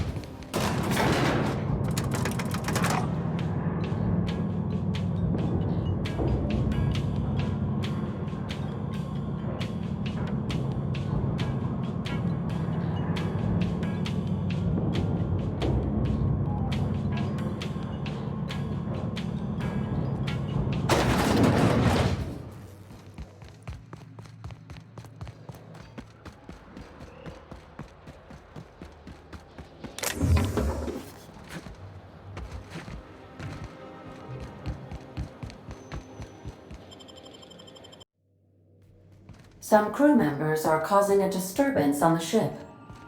You have a message from Adjutant Sophia Akande. No one ever looks quite the same in person as they do in my reports. And my reports of you have been exceptionally thorough. You've had quite a career. I've been keeping up with you ever since Emerald Vale. Now that was an interesting piece of work. A rundown backwater, barely worth the ink on a map. Until you showed up. When you cut off power to Edgewater, you saved me a great deal of trouble. Now I don't have to bother trying to save that town. All this happened because some mysterious stranger fell out of the sky. You have something I want. I'd like to negotiate. Phineas Wells is wanted by the board. I want to convince you to turn him in to us.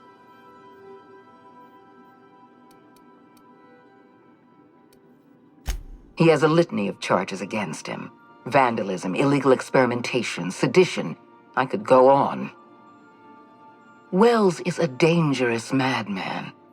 His plan is going to endanger everyone in Halcyon. He's an obsessive psychopath. And he's using you. You're in contact with Wells.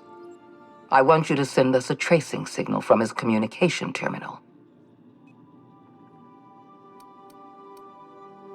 You know I can still hear you, right? Adjutant Akande's call has been terminated. Will there be anything else, Captain? Now arriving at Phineas's top-secret orbital lab.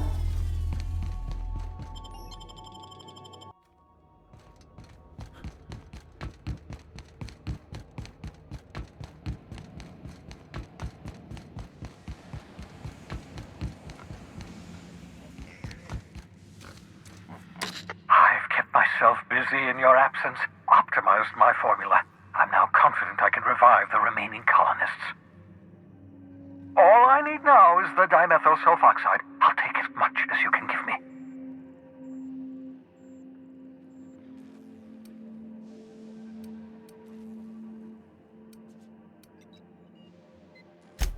Human test subjects. Oh, that's grotesque. That's unthinkable. That's exactly what I'd expect out of the board.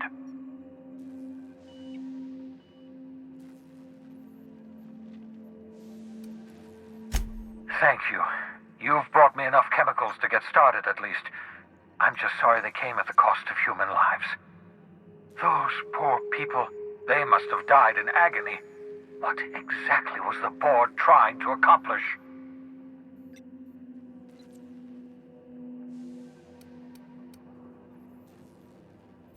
You say the board's trying to freeze their subjects over and over again without inflicting permanent damage? Well, they're nowhere close to solving that problem. Something about this feels wrong. I don't know why the board would ever conduct such an experiment, unless they're working on some kind of hibernation technology. I'll tell you this much. The board scientists are hopelessly lost. After years of fruitless experimentation, they've made exactly zero progress. I know! I've suspected as much for years. Of course, I don't expect the board to do a thing about it. They've been driving our colony to the brink of destruction for decades. The board's mismanagement put our colony on the road to collapse. If we don't put a stop to them, thousands of colonists are going to die.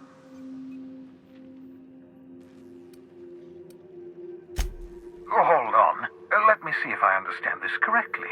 You're saying that Halcyon's on the brink of total collapse, and the chairman's plan to save all of us is to save himself? I always knew Halcyon was heading toward a systems collapse, but I never imagined we were already there. The board made this crisis, and now they want to solve it by freezing the rest of us? That's not a plan. That's a goddamn escape clause. Do you realize what this means for the Hope? For your fellow colonists? The board's going to kill them all, toss them out into space, just to make room in their hibernation chambers.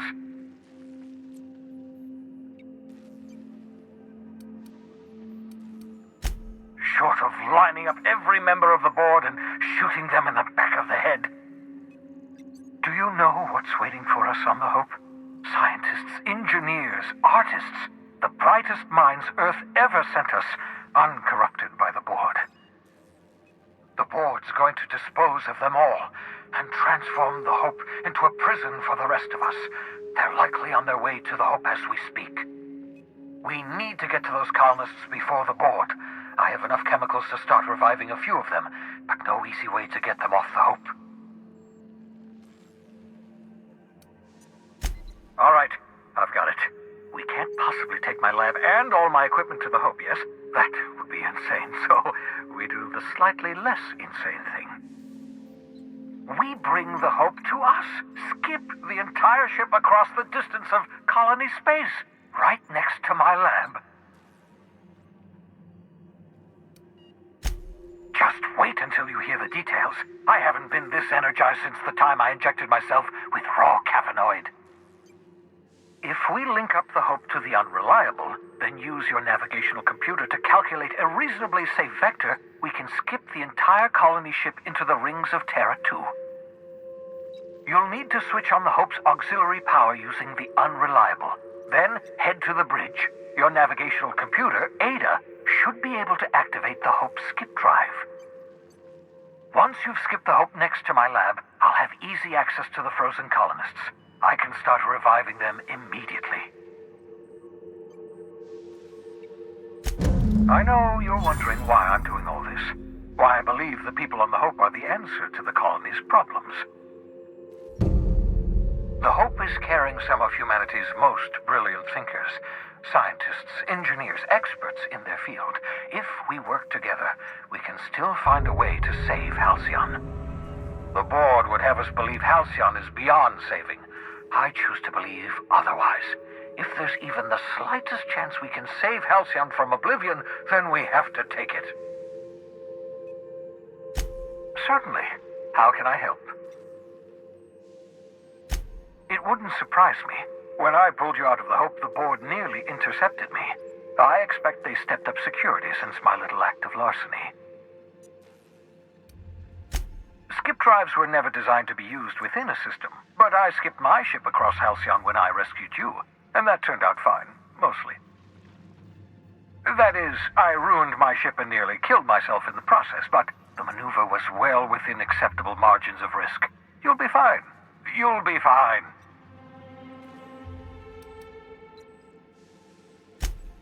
Unlikely. The Hope is as massive as the Groundbreaker, but compared to the rings of Terra 2, positively minuscule. The board might notice, possibly, depending on the position of their heads relative to the depth of their collective posteriors.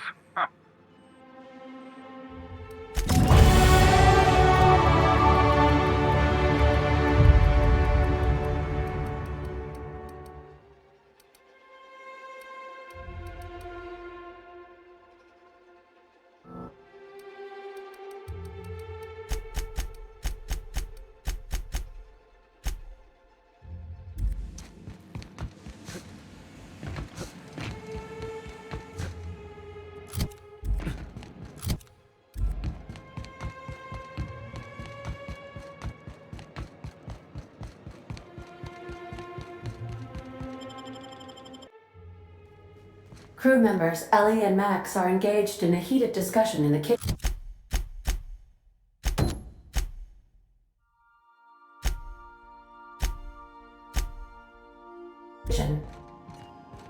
I believe your choice to spare Chartrand would be considered the honorable path, yes?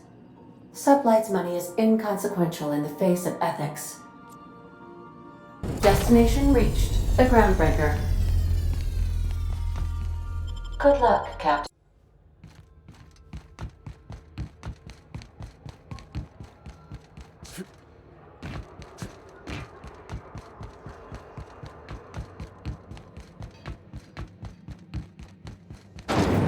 Rizzo's Purpleberry Punch. You want a punch? We got your punch right here.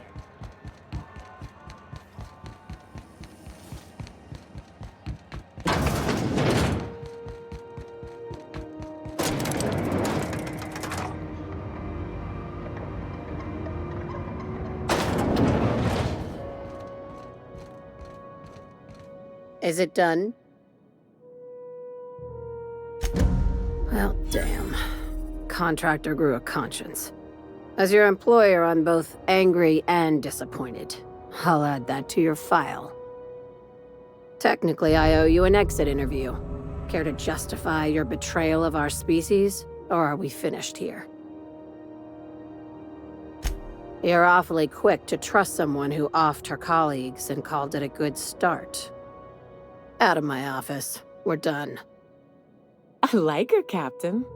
Let's go before we have to paint this office with her blood. Time for you to move along. You keep lingering.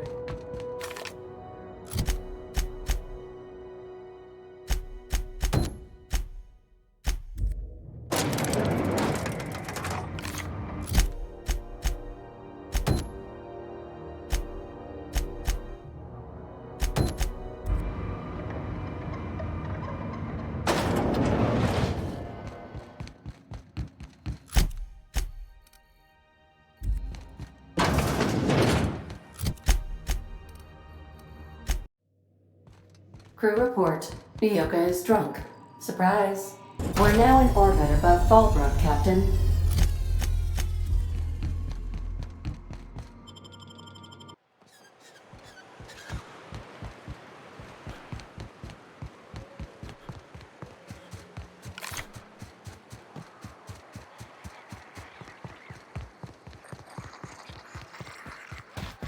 Say. Oh, that's This looks like the place. You ready to get my money or what? I see you're still in one piece. However, you never know when that could change. Consider our accidentally torn into tiny fragments coverage. Note that all of your fragments must be recovered and must be smaller than a standard bit cartridge for the payouts to kick in. I remember that one. That's the young socialite who broke her neck, right? Of course, no one remembers me for the marauders I've killed or the bits I've stolen. Typical. That claim was airtight. Our best investigators couldn't find an exclusion for that one. Are you serious? Well, we interviewed the parents extensively. They had plenty of awkward childhood stories that illustrated their daughter's clumsiness and capriciousness. Hey, those are entirely made up. Furthermore, the claim spurred a whole line of fashion-related policies. It's become a very lucrative market. You can't, of course. Only Miss Fenhill can assign her beneficiaries. And she's dead. If we let every friend, relative, and acquaintance change a policy like that, people would do it all the time. Imagine the paperwork. Of course she is. The paperwork says so. I like to think she's dead in spirit, but technically, legally, and regretfully, I'm still Marilyn Fenhill. That's impossible. By all accounts, she was an elegant and classy woman with impossibly fine bone structure. That couldn't possibly be you. That's gotta be the nicest thing anyone's said to me in a long while.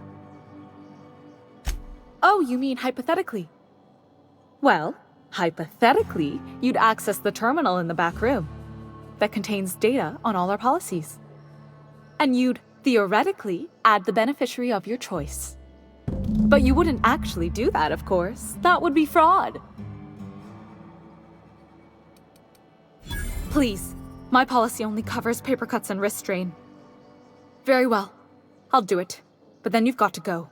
Confrontations like this will raise my premiums. I'll need the name of the new beneficiary. Ellie Fenhill? If you say so. The payouts will flow exclusively into the new account at the start of the month. I hope Ms. Fenhill enjoys her newfound prosperity. So, sneak onto a lost colony ship and skip it across the system. What could go wrong? You really did it. Give these payouts a few years and I'll be rolling in it. Hey, you did the real work. All I had to do was not be dead. I'm just glad my folks aren't gonna live off that awful story they made up.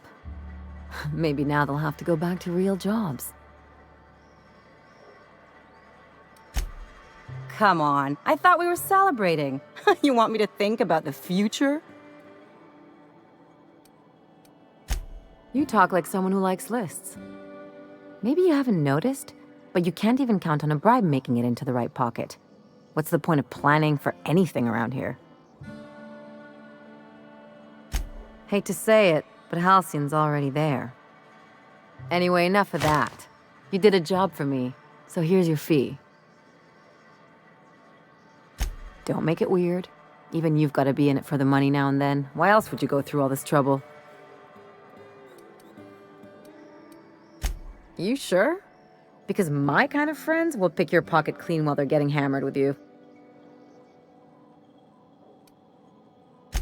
You don't have to get all mushy about it. Still, maybe you've got a point. Maybe it's good to watch someone's back now and then so that one day they watch yours. So, you just keep the money. One of us has to look out for your interests. Don't mention it. Really, this feels weird enough as it is.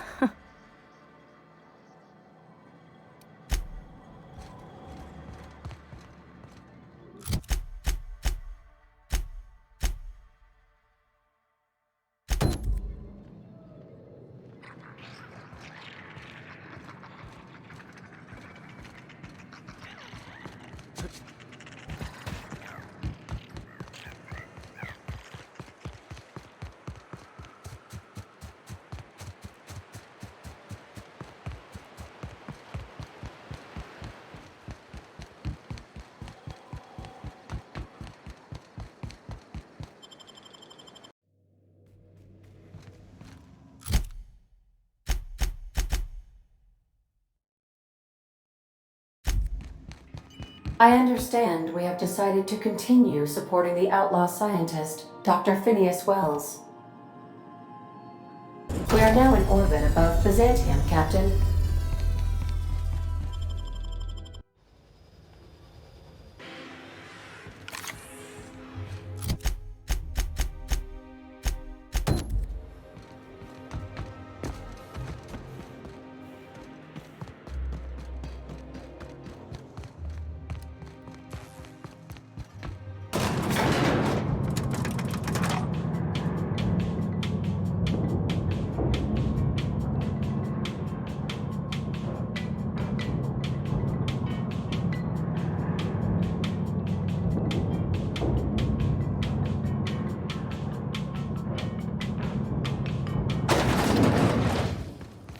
Anti-Cleo's antibiotics. Take comfort in knowing that anything antibiotics cannot stop will probably kill you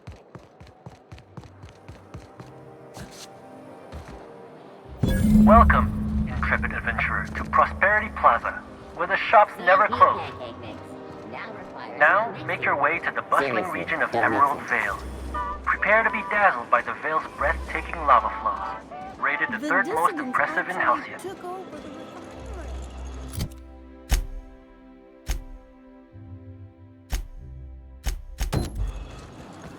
Spacer's Choice freeze-sliced bread. It tastes fresh because it was. I've always... I can't wait to see those outfits. What can I do for you, darling? Let me get a good look at you. Turn around, please, darling. My word, such muscular shoulders. You're a vision, dear. I am no such thing, ma'am. Nonsense, you're absolutely lovely. Chin up now. I have just the thing for you. Let me do a back-of-the-envelope calculation. Materials, labor, licensing and copyright. There. Love. That's the ultimate luxury, darling. Love. Oh, gracious me. I don't get why that's funny, ma'am. Oh, my cherub.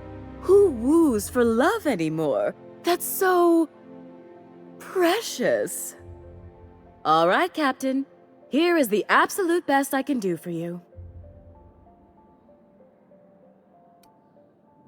There are some things I simply cannot skimp on, darling.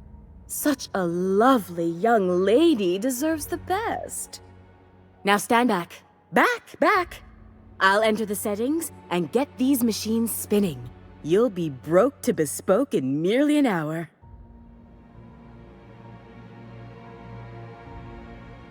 And there we are, my darling girl. I wish you a splendiferous evening. And if you don't mind my asking, have you any interest in modeling? What? Oh, no, ma'am. All them eyes staring at me? I couldn't.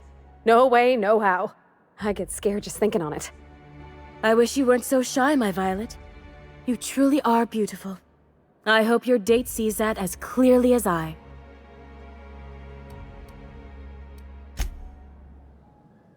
Oh, can you believe this outfit?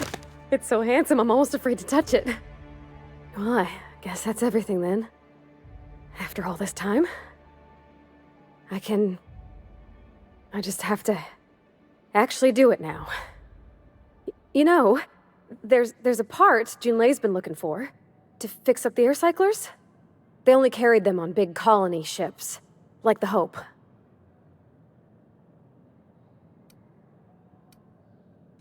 I know. For a while, it felt like everything I did was a little bit of help. And it meant I didn't have to ask her to be mine. Not yet. Not for real. Next time we dock with Groundbreaker, I'm doing it. I'll send June a message and ask her over. Oh, this is real scary, Captain. I'm grateful for all you done.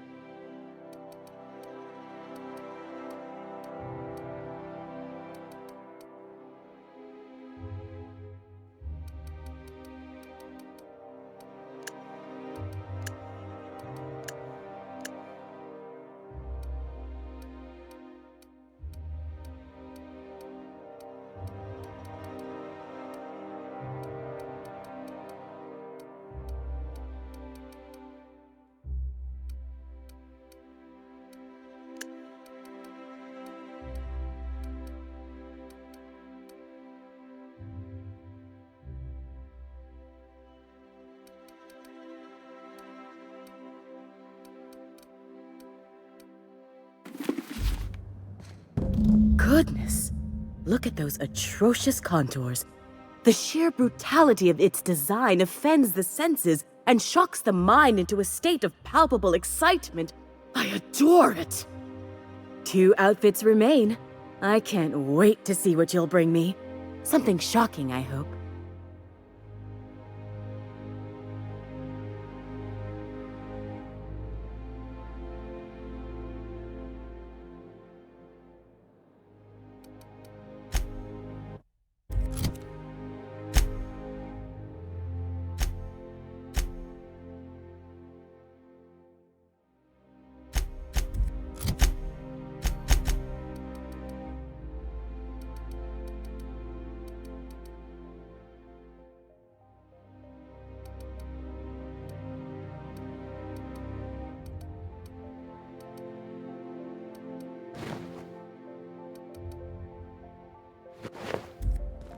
I can't wait to see those outfits. What can I do for you?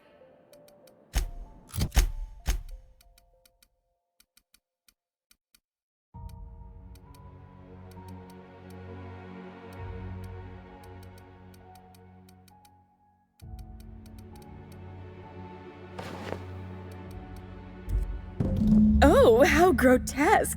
I always suspected the dramas did no justice to real marauders.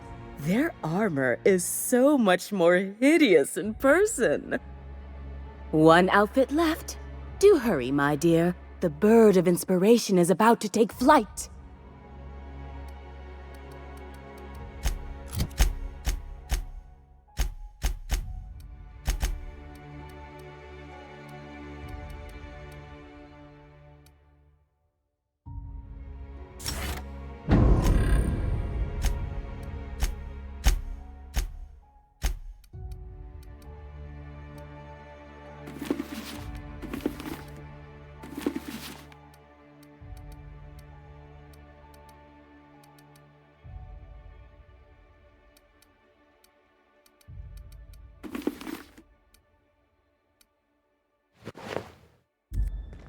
I can't. What can I...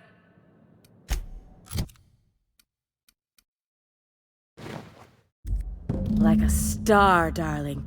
Square your shoulders. Hand on your hip. Eyebrow cocked. Yes. Perfect. My heart is all aflutter. Yes, that's it. I have it. I know exactly what we're doing. Brace yourself, my dear. We're going to call this style Barbarian Chic. The saucy confidence of a spacer, the raw contempt of an iconoclast, the brutish musk of a marauder, and the pièce de résistance, monster leather. Monster leather? Is fashion catching up to sensibility at last? 1 part Mantiqueen chitin, 3 parts hide from a raptidon's flank, and let's say, 8 strips of primal leather. No, make that 10.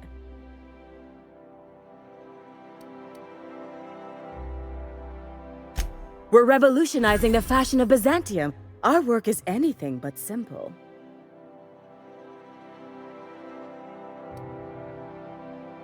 I love the way you just smolder with contempt. It makes me want to spoil you. Here, treat yourself to a nice new gun or something. Get this done for me, and I'll have you strutting about in a Jolicoeur original. You will be the envy of Byzantium. The sooner you find me that what?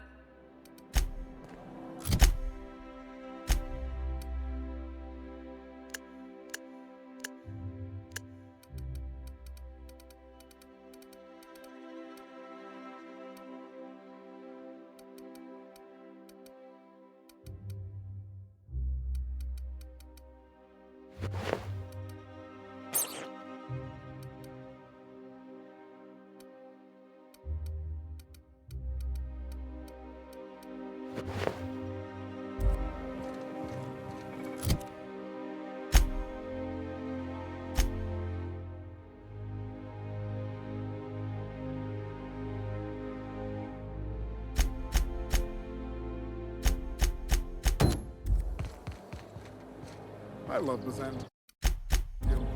Where else are you going to find art, culture, working toilets?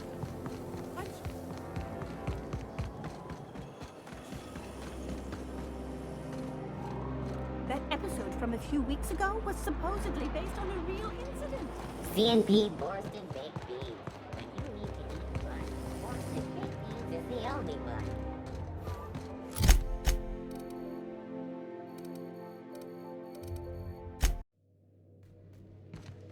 Captain, if you're looking for crew members Ellie or Felix, they're sharing a drink upstairs.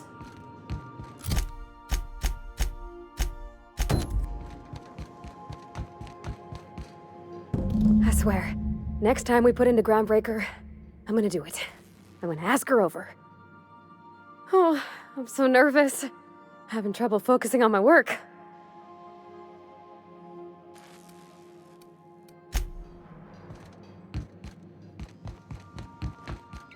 If you don't mind my saying, Captain, Minister Clark is lucky to have you on his side. Captain, I hope Dr. Wells has not dragged you into one of his irrational schemes again. My diagnosis of his mental stability is not flattering. We've arrived at the groundbreaker. We gotta talk about this. All right. She's on her way. How do I look? You bet I am. You don't want to know how much engine gunk came off me in the shower. Oh, my hands have finally stopped shaking. All right. Deep breath. Here I go.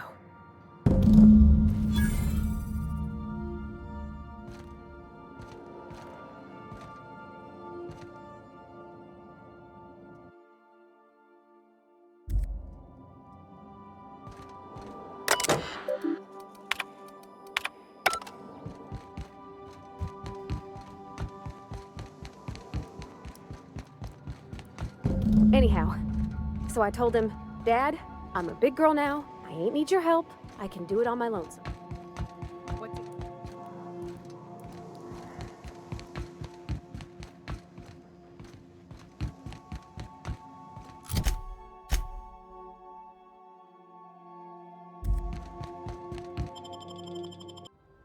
Hey boss, I want to talk to you. You know, they're gonna make a serial about our adventures one day. I've been trying to think of a good title for this episode. I like the sound of The Skip Job. No, wait, I got it. Hope in Dark Times. Get it? Hope? Like the ship. That's what folks in the business call wordplay. Yeah, I've been thinking about that. Got a list right here. Thrilling tales of the unreliable. Or maybe spine-chilling stories from the edge of the system. Was also considering astounding adventures in the ether. I'm partial to that last one.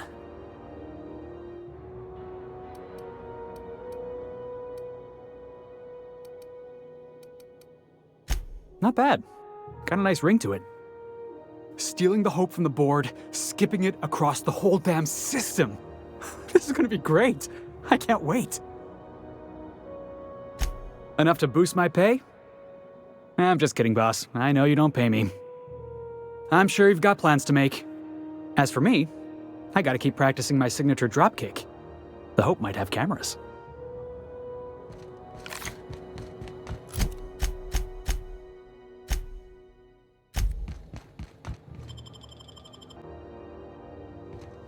If you stop in the engine room, would you ask Parvati to send Sam down to the bridge? So my dad, he told me, don't you let that boy push you around. So I hit him with my wrench, right? Ooh, Dad was mad. Guess he wanted me to use my words. Not that I ever been good with those. He grounded me for a week. You wanna know a secret, Sam? It was worth it.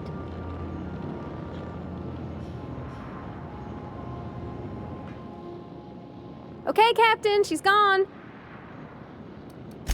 I'm near about vibrating, I'm so excited.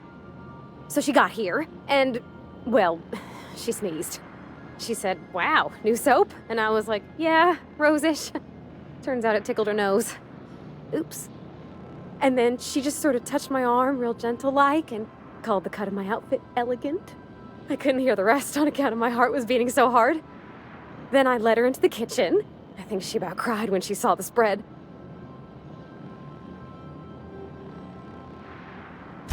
She stood stock still and just said, oh, real soft. Oh, and let me tell you, I was sweating. And then she blinked and said, is that dustbat casserole? I told her how we got Mr. Raymond to bake it for us, so it was double authentic. Made by a real live monarch person. Well, we talked a bunch over dinner about the things we learned just through messages, stuff we repaired, how I taught her to salvage and she taught me to build. When I brung out the sweetheart cakes, June, she got a little teary, said she had a thing she needed to say. But I stopped her because I wanted to say it first. I never felt so bold, Captain. One of us has gotta be. We're both... June's so reserved and I'm so shy. I worried if I never said anything, nothing would ever get said, you know? I told her about how she made me feel. Bold like I acted. Strong. Smarter and kinder than I am on my lonesome. I listed all the things I liked about her. And then she pulled out a paper and read a speech. She talked about the things she admired about me, like my cleverness and my humor, and how it made her want to be more open.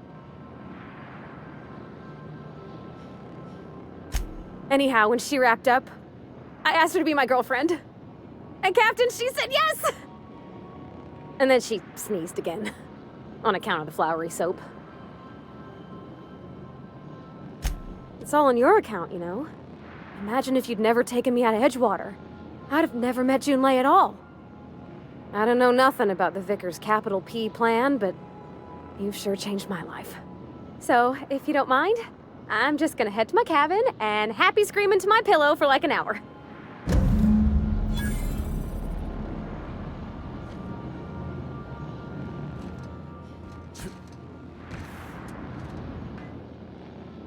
Something busted, Captain? Issuing sanitation ticket. Error! Refill printer paper. Thank you, customer. Warning! Raptidon claws carry bacteria and have the potential to cause organic death due to massive amounts of blood loss. Service cancellation request processing.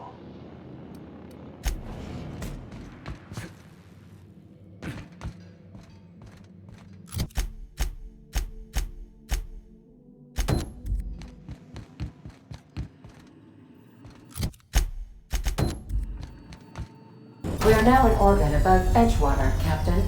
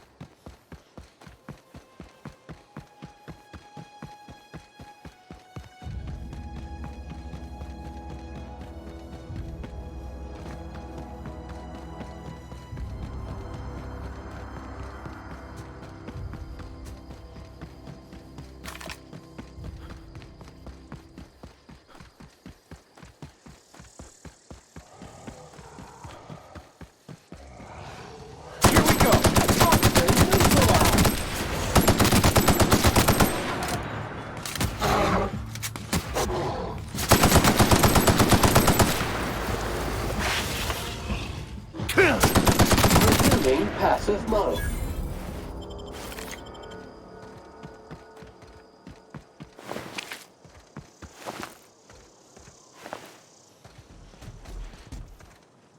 We hope you've enjoyed your trek across the breathtaking landscape of Emerald Vale, Terra 2's most fertile settlement and future breadbasket of Halcyon.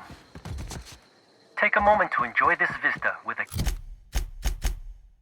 can of Spacer's Choice Saltuna.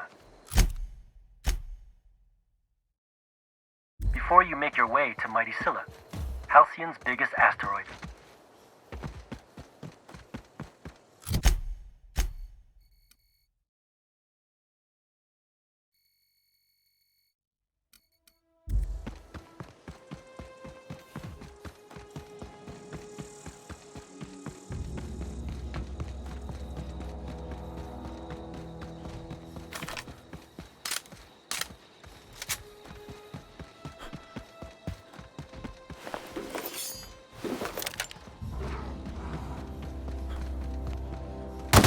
With us. Clean, mean, and ready to kill Germans.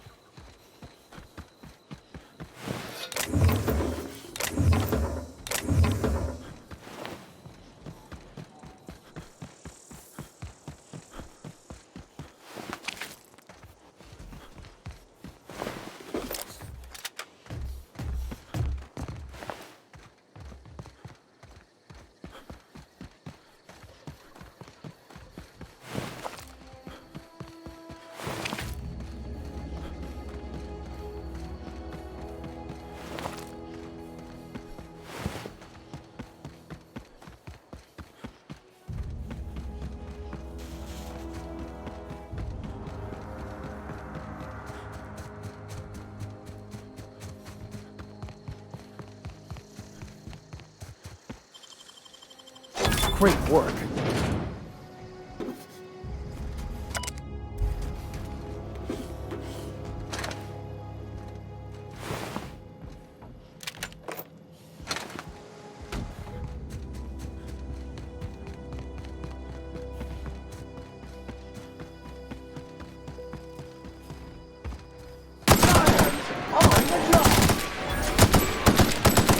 Don't mess with us!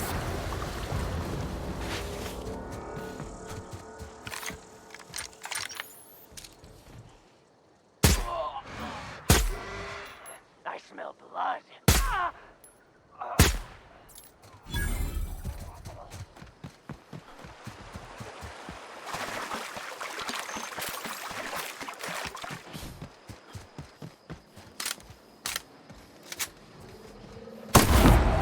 Incoming!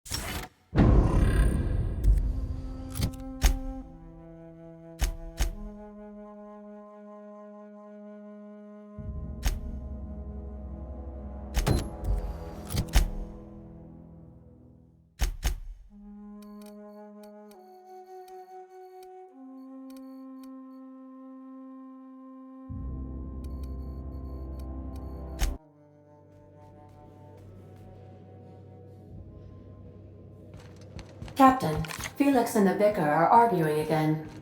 Destination reached. Scylla.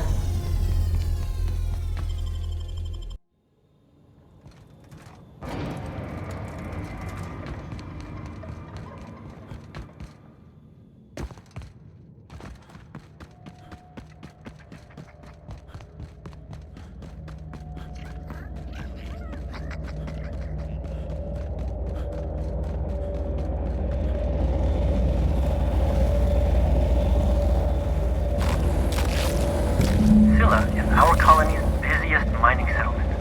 But don't take our word for it. Ask one of the hundreds of proud Hephaestus miners going about their work right now. You're in for a real treat, because our last stop takes us to a charming little village outside Stellar Bay, located on Terra 1.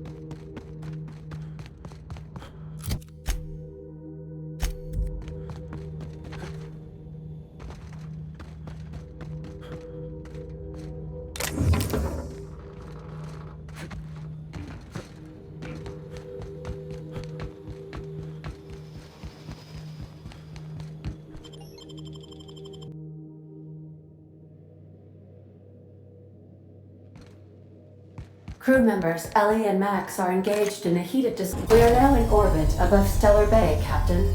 No blockade is a match for my piloting skills.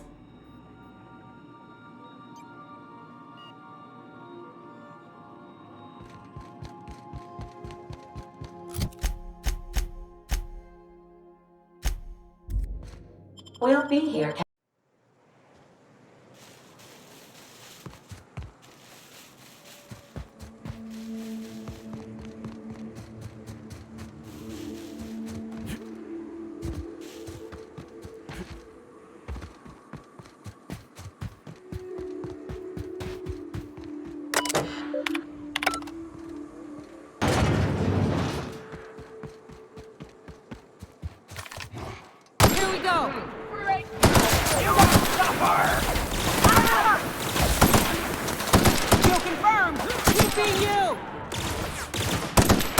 Ready for more?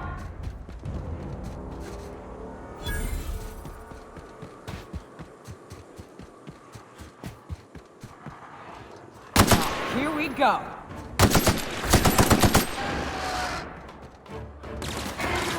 but we're good.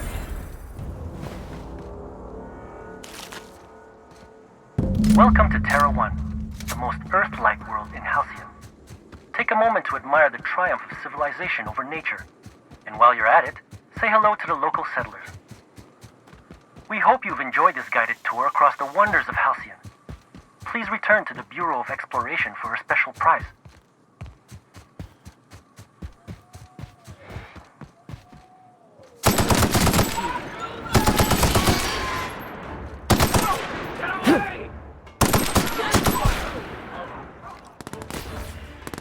Down they go!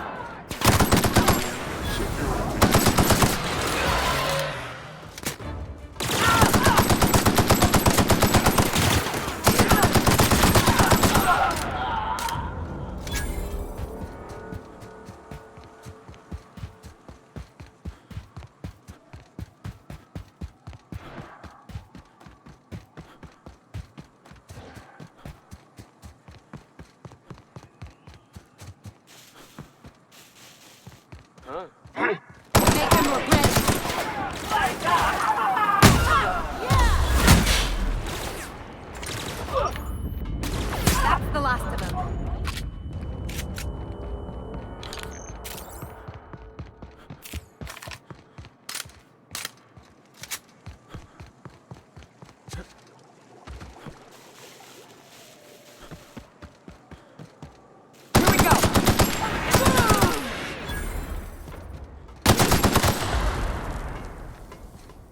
Mess with us.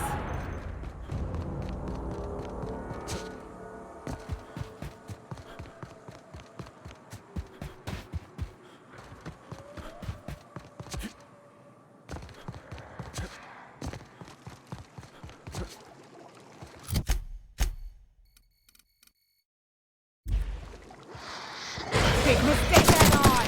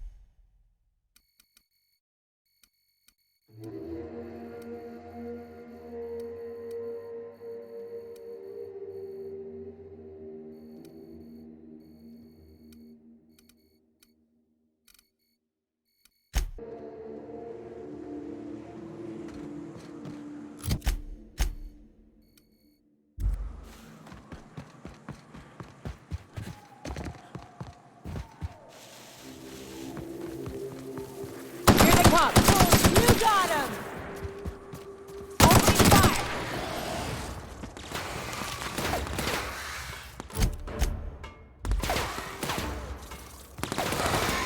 Don't mess with us.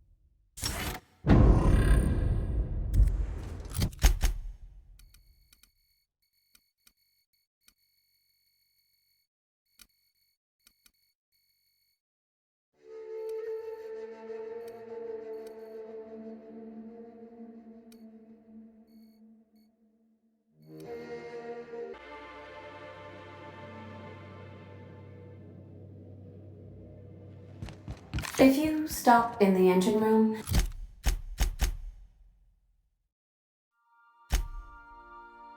Would you... We are now in orbit above Byzantium, Captain.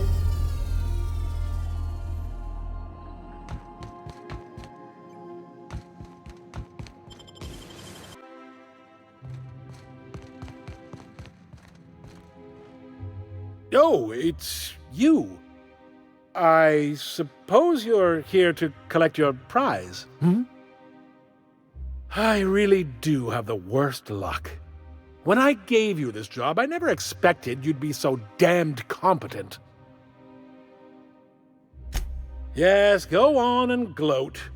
You've already ruined all my plans with your talent for staying alive. The tour's not real, friend. Board shut it down years ago due to unacceptably high rates of fatalities. So I greased a few palms and got the tour up and running again. I outfitted every beacon with a recording device. Live footage of dim-witted mercenaries dying in gruesome ways across Halcyon. Oh, imagine the ratings. Why the hell shouldn't it be legal? I filed the appropriate paperwork, I paid my dues. Look, never mind. Just take your reward and get out of my hair. One certified explorer's hat, courtesy of the Bureau of Exploration, with my compliments.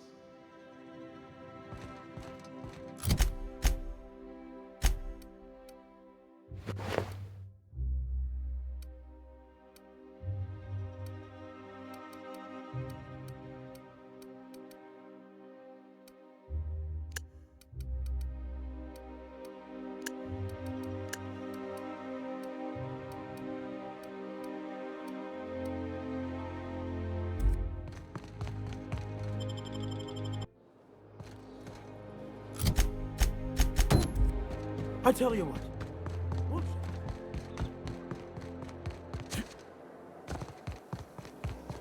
Remember that stranger I saw in this? What can I do for you, darling? I've been thinking of a name for this new outfit. Chimera. Crafted from the hides of 3 species of monster. While you were gone, I put in an order for one of my bespoke lapels. Solid gold, diamond encrusted. If it doesn't have one of my lapels, it's not a Jolly Car original. Those slackwits at HPS are holding my parcel while they wait for a signature. Bureaucracy is so utterly insufferable. Be a dear and retrieve it for me. Wonderful! I'm giving you authorization to retrieve this parcel on my behalf. You truly are my savior, darling.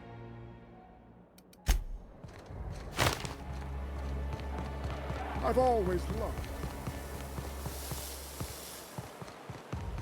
Your best finest week.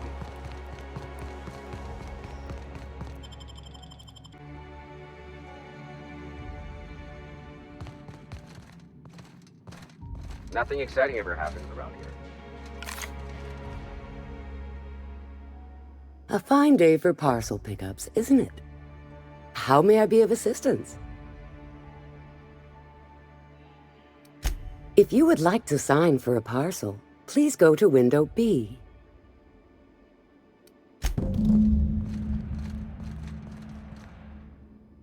Welcome to Halcyon Parcel Service, where all parcels are guaranteed to be delivered within acceptable margins of certainty.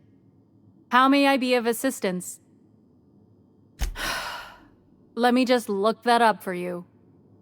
It appears that a parcel for Ms. Jolicoeur, Celeste is currently out for delivery. It was, and now it's being delivered. Let me see here. A parcel for Jolicoeur, Celeste is being delivered to 316 Rockwell in the Byzantium Estates. Thank you for allowing HPS to be your only option today.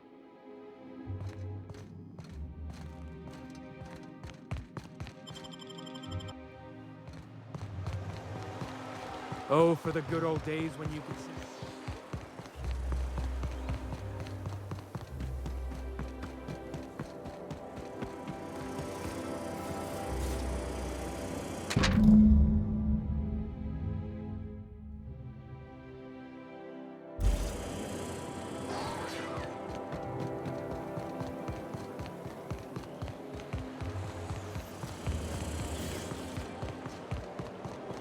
Out with it, you wretched contraption! City work anymore! Hmm? Huh?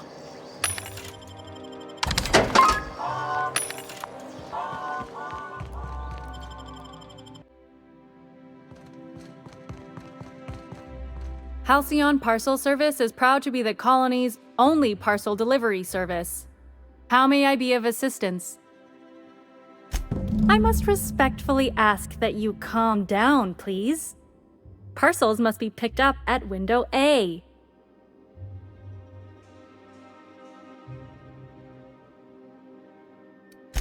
If you would like to lodge a complaint about the quality of your service, please request a complaint form at window C.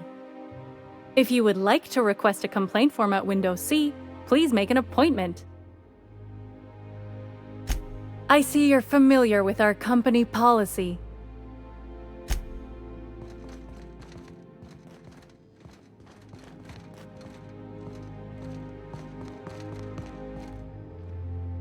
How may I be of assistance? Of course. If you could just verify for me that you are Jolicoeur, Celeste, or an officially authorized proxy?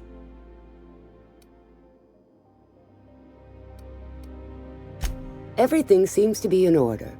Here you are, one parcel. I hope this has been a pleasant and satisfying transaction. Halcyon Parcel Service thanks you for your patronage.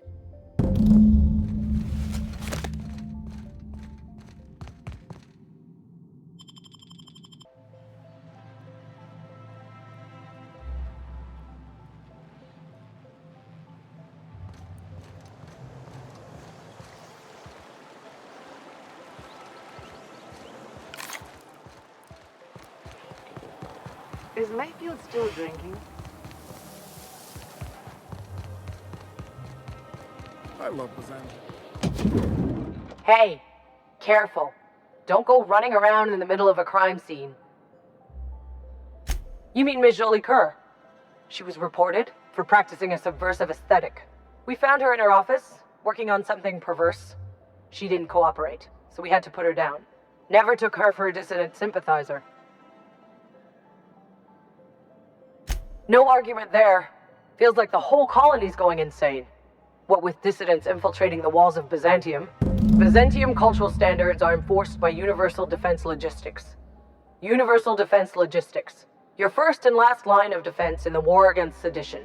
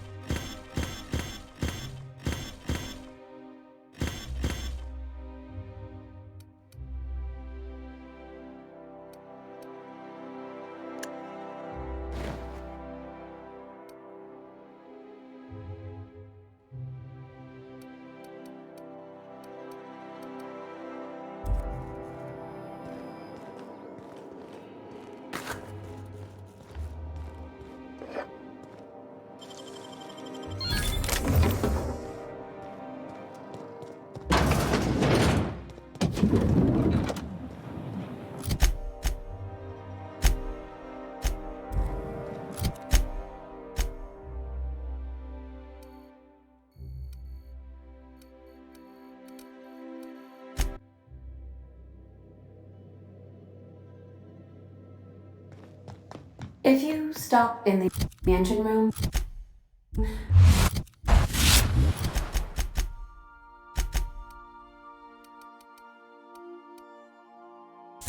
would you ask Parvati to send Sam down to the bridge? We have arrived at the Hope. I need you to reroute power from our ship to the Hope's auxiliary generator. You'll have to connect me to the Hope's comm system so I can convince her central computer to enable the skip drive. If your calculations are even slightly off, you could crash the entire colony ship into Terra 2. or the sun. I must recommend you leave the calculations up to me, Captain. Forgetfulness can be an early warning sign of asphyxiation due to loss of pressurization. Are you breathing comfortably, Captain? I need you to reroute power from our ship to the Hope's auxiliary generator. You'll have to connect me to the Hope's comm system so I can convince her central computer to enable the skip drive.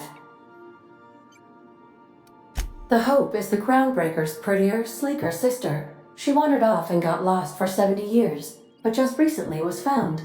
Also, there are hundreds of thousands of frozen organic life forms hibernating in her hold.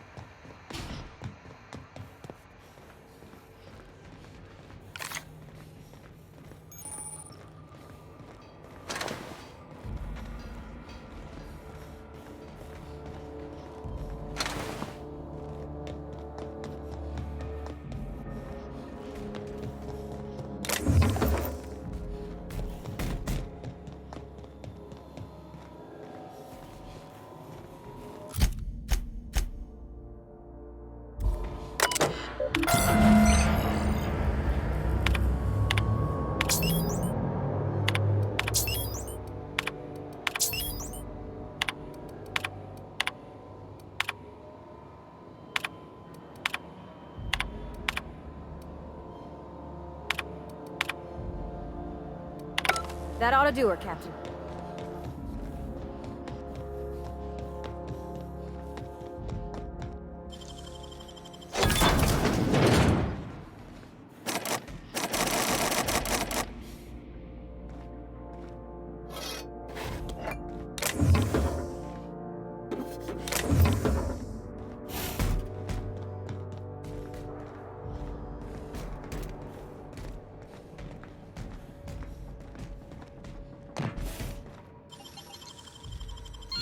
Clever.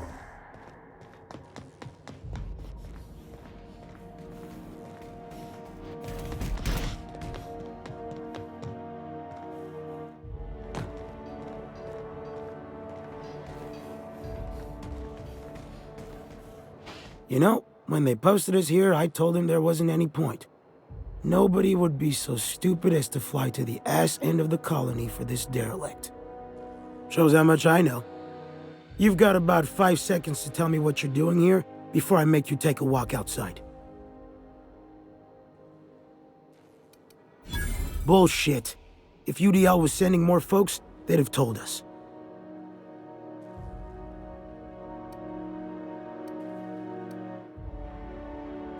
Ugh. Knowing her, she'd have me space and save herself the paperwork. All right.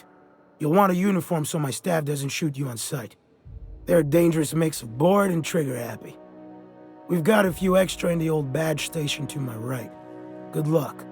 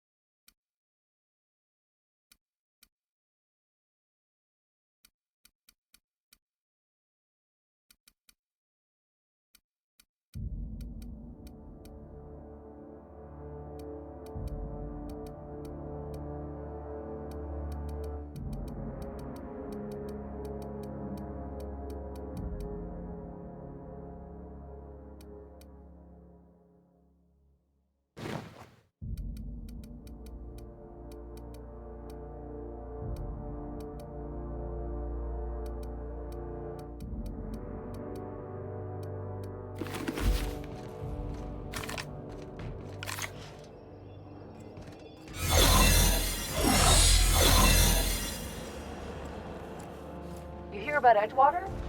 Damn pirates are screwing us. Keep your eyes out.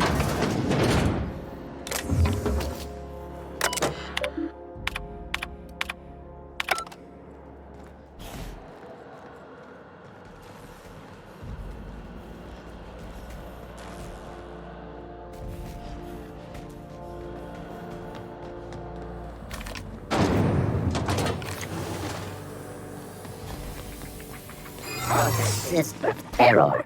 Hope crew data not found. Identify yourself. Error. Hibernation pod access is illegal. State your employer. Registered.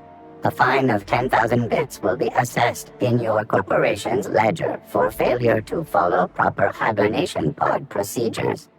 Thank you for your cooperation.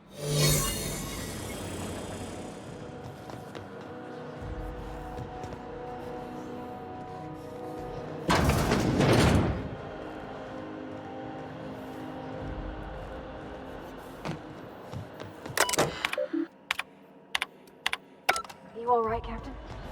I mean, again.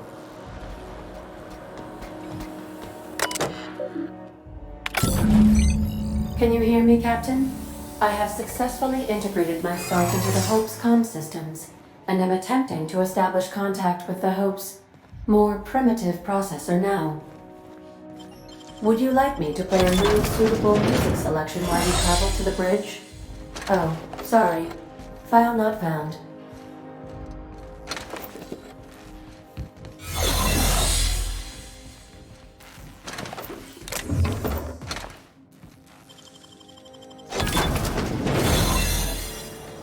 Invasive contaminant detected.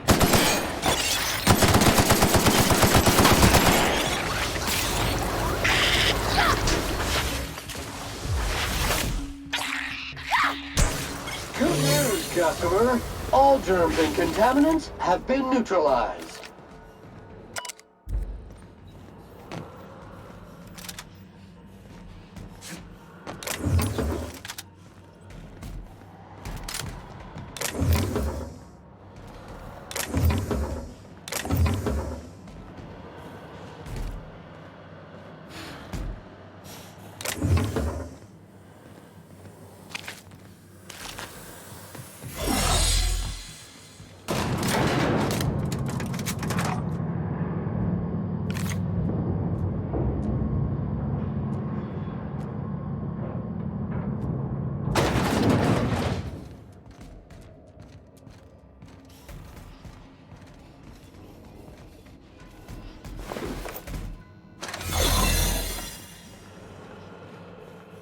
These were the private quarters of the Hope's former crew. Shall we hold a moment of silence for the dearly departed? No? That's odd, because my programming would indicate that when forced to confront the idea...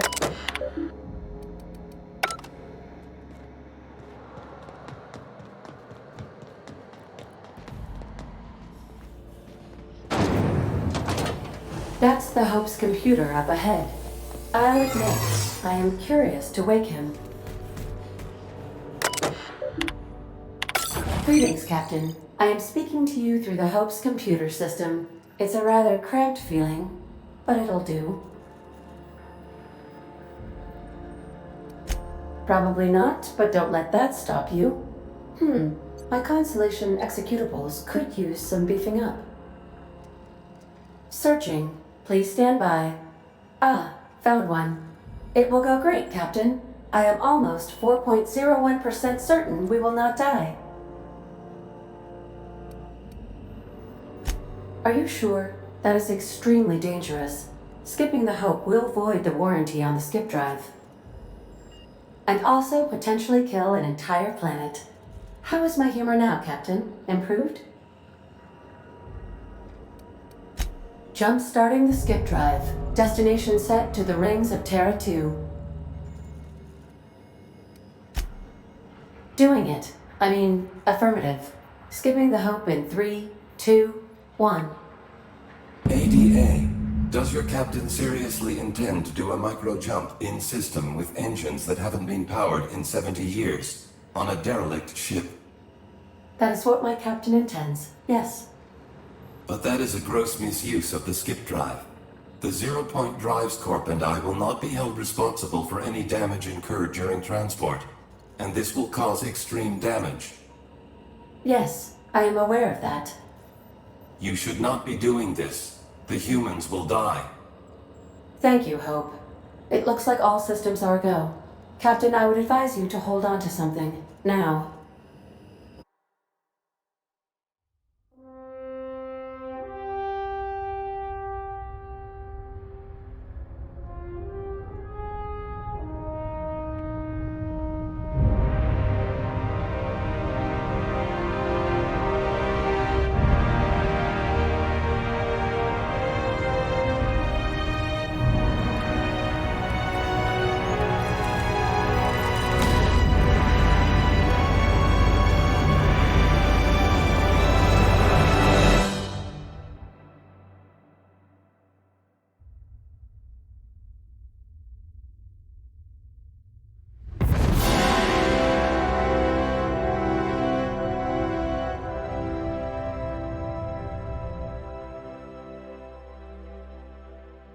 Oh, good. We are still alive and have successfully skipped into Terra 2's orbit. I reported as much to Phineas Wells, but he has not responded. Perhaps you should check in on him. Oh. I feel like I've been turned inside out. Let's not do that again.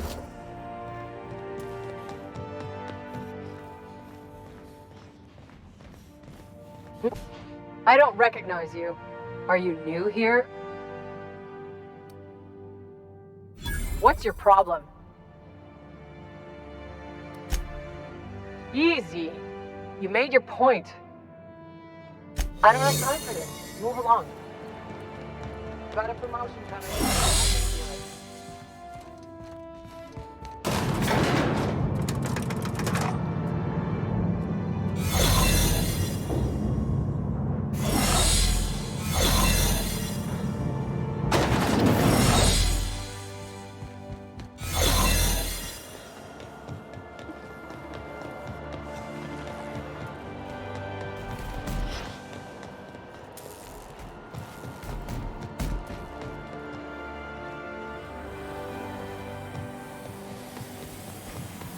Error.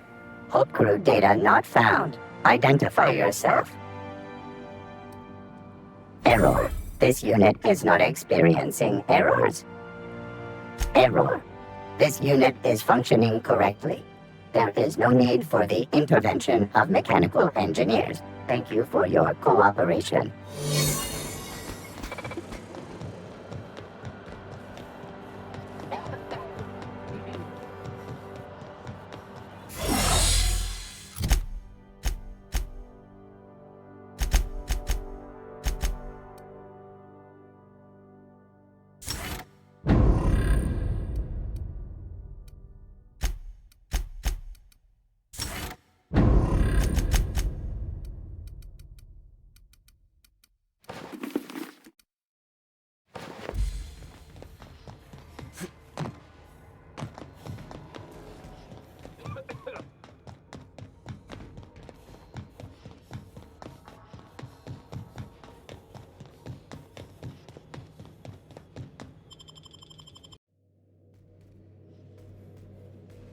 Captain, I am receiving a Captain, I shall now play the transmission I received from Dr. Wells.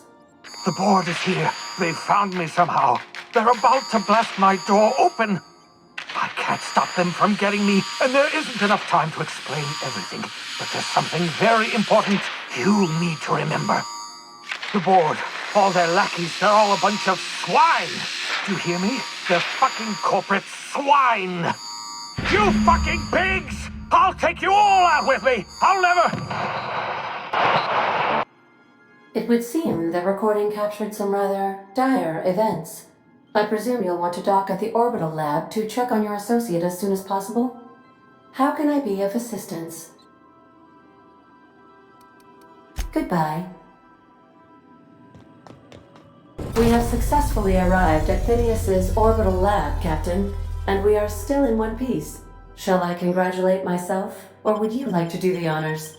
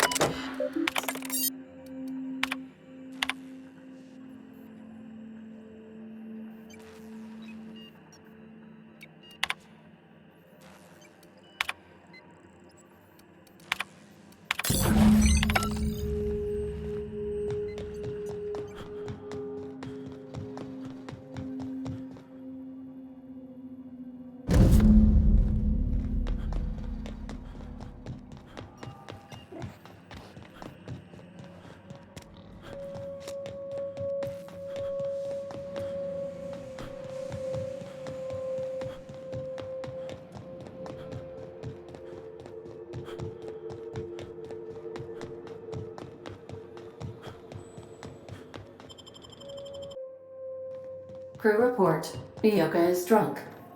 Captain, as it appears we may soon be embarking for a maximum security prison planet, I believe the crew would like to speak with you to, as you humans put it, air some concerns.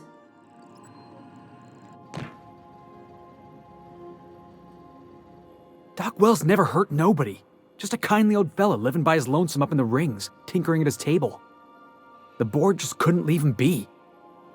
And here we are, entertaining the notion of busting him out. That's insane. And likely a hell of a lot of fun. To extract the scientist, you will need to infiltrate the labyrinth. But that course of action is likely to be quite dangerous, Captain. I am programmed to warn you whenever you exhibit inclinations toward risky behavior. Breaking into Tartarus will not be easy. Getting in is the simple part. It's getting out again that's the trouble. Trust me, I know. Let's just do it. Kick down some doors, grab Doc Wells, and cut a path out. We don't need a plan. We got guns. If you really mean to do this, you should see to your final affairs and close out any unfinished business.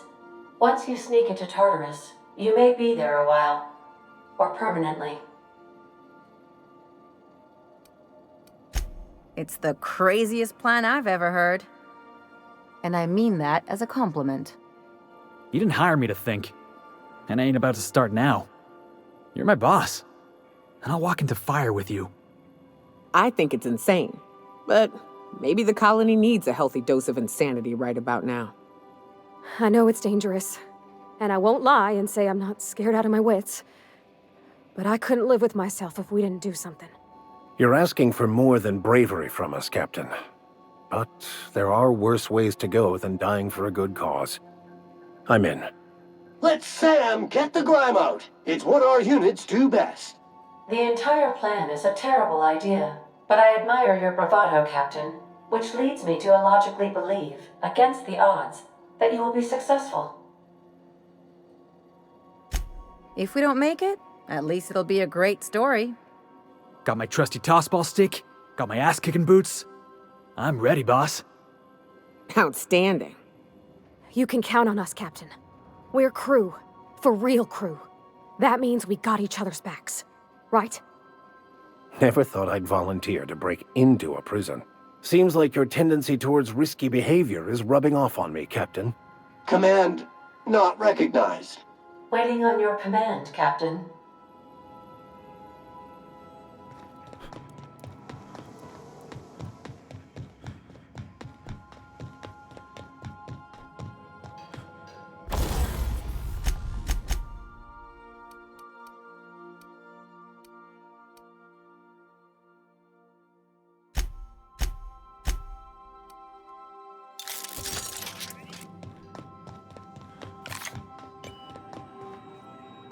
I am pleased to inform you that we have arrived at the labyrinth. Please be advised that the punishment for trespassing is execution. Please be advised that electrical storms on the surface of Tartarus make departure impossible at this time. Resident count is as follows: 3,071.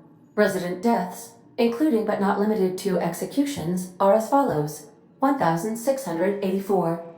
Resident escapes are as follows: 0. The interior can be chilly. Take a scarf with you, Captain. I would also ask that you leave your captain's ID with me, in the event that you do not return. I can make the assurance that I will not leave with another captain unless you do not return within 876,541,652 hours. Oh, speak of the devil. Captain, I am receiving a transmission from the prison's docking authority now. Attention, unauthorized spacecraft. This is a maximum security installation. Your presence here is an explicit violation of UDL corporate policy. You are hereby confined to your docking platform until a ticket detailing your crimes has been filed and notarized, at which point your vessel will be seized and you will be executed.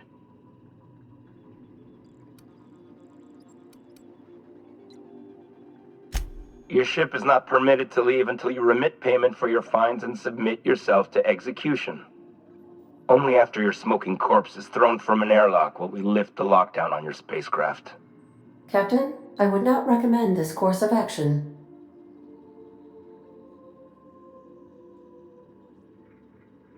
All right. I'm feeling generous. I'm transmitting the idea of a productive, law-abiding employee so you can see what one looks like before you die. Anyway, Tartarus Docking Authority signing up. Hang on. Another ship just pulled into your dock. Wait, is that from the Groundbreaker? What the? Pay no mind to that. Just have a pleasant day. Transmission terminated. Biometric ID received. Transferring data to external cartridge. How can I be of assistance? Take care. I require a functioning captain to run the ship.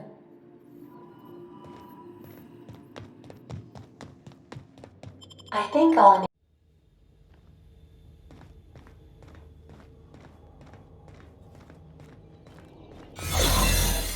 The captain did right by us. What was Now that? it's ours. The board will never own Groundbreaker. Not while I'm here. Push on, Mardad.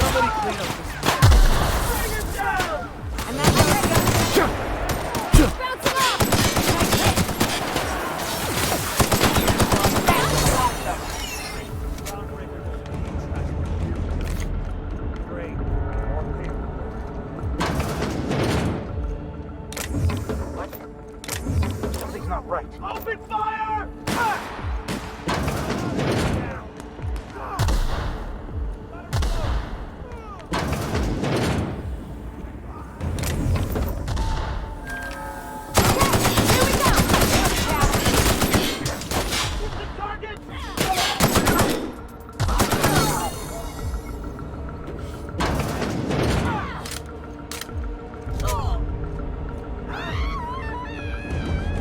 Here we go!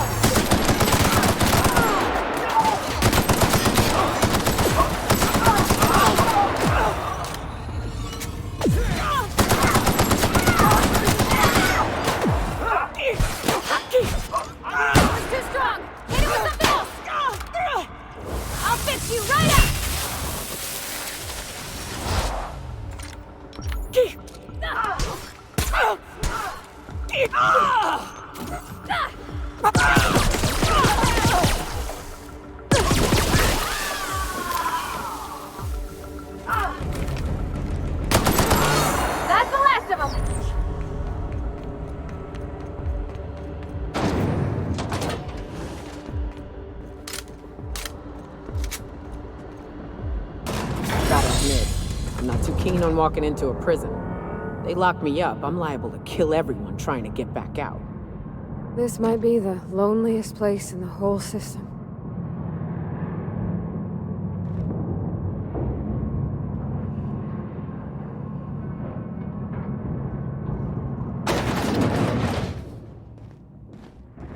Whew. We have a lot of shooting to do, Captain.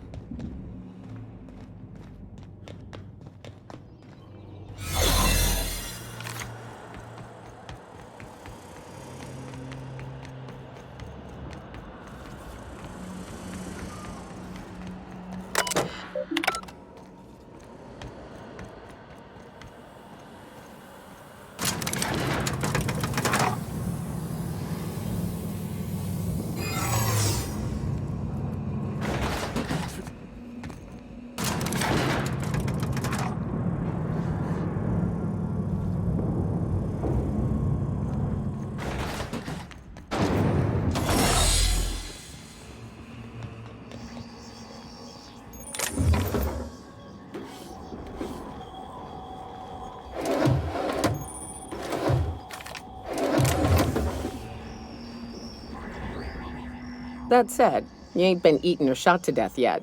Says a lot about the stability of your future. And to be honest, I'm about sick of sleeping on bar stools. So how's about this? You keep letting me stay on that ship of yours, and I'll keep shooting at the things you point at. Outstanding.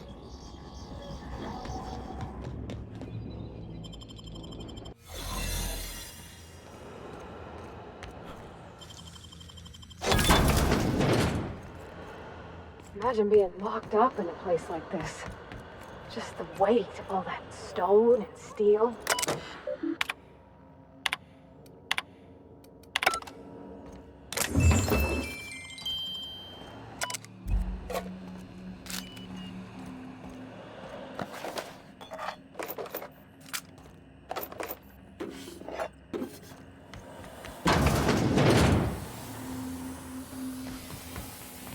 Unexpected security crime and error. Employee information not found. Identify yourself. Error. Paradox protection protocols have prevented me from registering your stated identification. Please report to your nearest mechanical engineer. Error.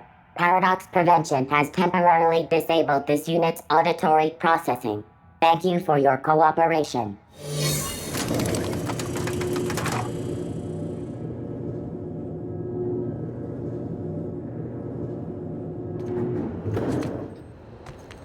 The captain's here. Let's go. I want to see all of you busting ass.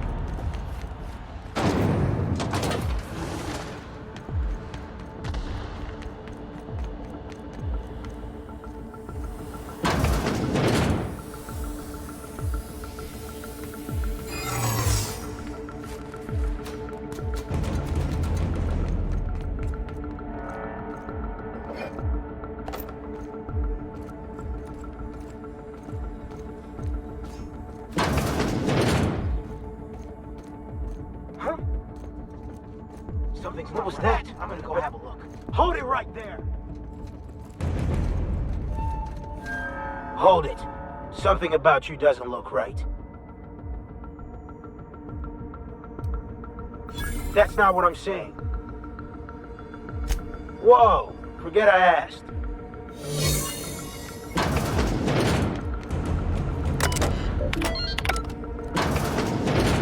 Well, look who it is. I'll be damned. I was prepping the studio for our announcement, and here you are as a bonus. I had heard you'd taken a mechanic under your wing. What's the matter, girl? Couldn't find actual employment? The captain's treated me right. Better than any of you bored folk ever have. I'm exactly where I want to be. Ah, I knew I smelled Monarch when you lot walked in. The stench of sulfur, depression, and desperate bravado is unmistakable. Keep talking, and you'll be smelling iron. Ain't nobody so important I won't put a bullet in him. When you go off and get yourself shot, try to avoid taking one to the face. I'll want it recognizable to show to my citizens. I'm not in your way, you dullard. You talk to me. You want to go die in a blaze of glory? Be my guest. Besides, I don't know what you think you're doing here, but Sophia's doing good work up there with Phineas. Your efforts will be in vain. Yes, he is an extraordinarily obstinate fellow, isn't he? Fine, he isn't working for us per se. Semantics, he'll come around. But that's between us. As far as my adoring citizens will know, we've turned a dangerous crackpot into a working-class man. It's a miracle.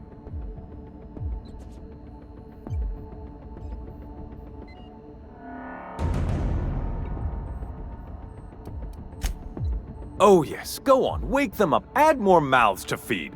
That'll solve our starvation problems. I don't know what half-baked plans that simpleton in a lab coat has been leading you through, but it's done. It's over. Let me ask you something, Captain. Have you at any point thought about not fucking up our entire society?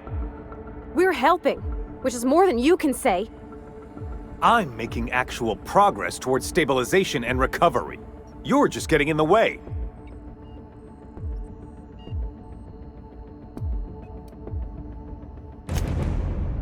Oh, right. This coming from the psychopathic outlaw. Yes, I'll try to be more open-minded about your path of wanton descent. We don't need your help.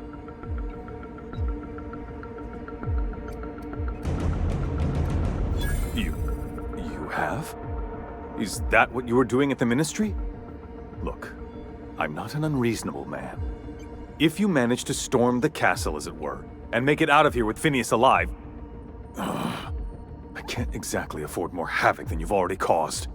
Fine. If you survive, you'll need someone to sell the rest of the board on your plan.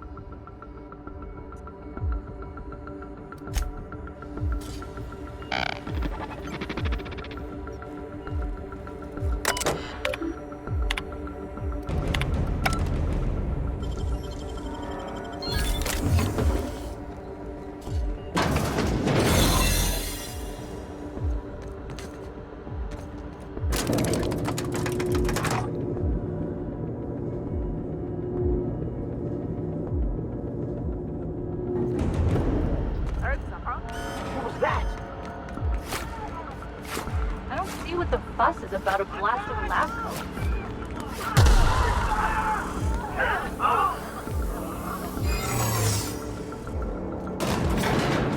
Really doing this, huh? Take a breath now, folks. Once we're up there, I suspect we ain't gonna have time to stop shooting.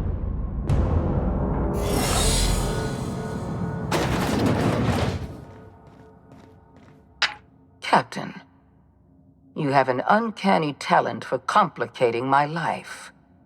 You've disrupted the balance of power. You've upset the natural order of things. You've introduced uncertainty, and there is nothing I despise more than uncertainty.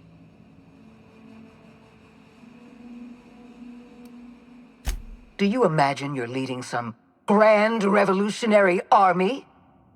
Those barbarians from Monarch are running wild in my prison. I suppose I have you to thank for this indignity. You're nothing but a rabble-rouser. I'm going to put an end to your little rebellion, and then I'm going to have you and your associates arrested. The board is the only legitimate power in Halcyon. We are Halcyon. I admit I miscalculated the extent of your influence. The board's plan never accounted for you. This is a mistake I intend to correct. I have Dr. Wells in my custody. Once I've secured his cooperation, I can move forward with the program. I can repair the damage you've done. I can set things right. I'm aware of your propensity for violence. Halcyon is a bloodier place because of you. I take no pleasure in this, you know. I simply have no other option. Leaving you alive is too great a risk. Goodbye, Captain.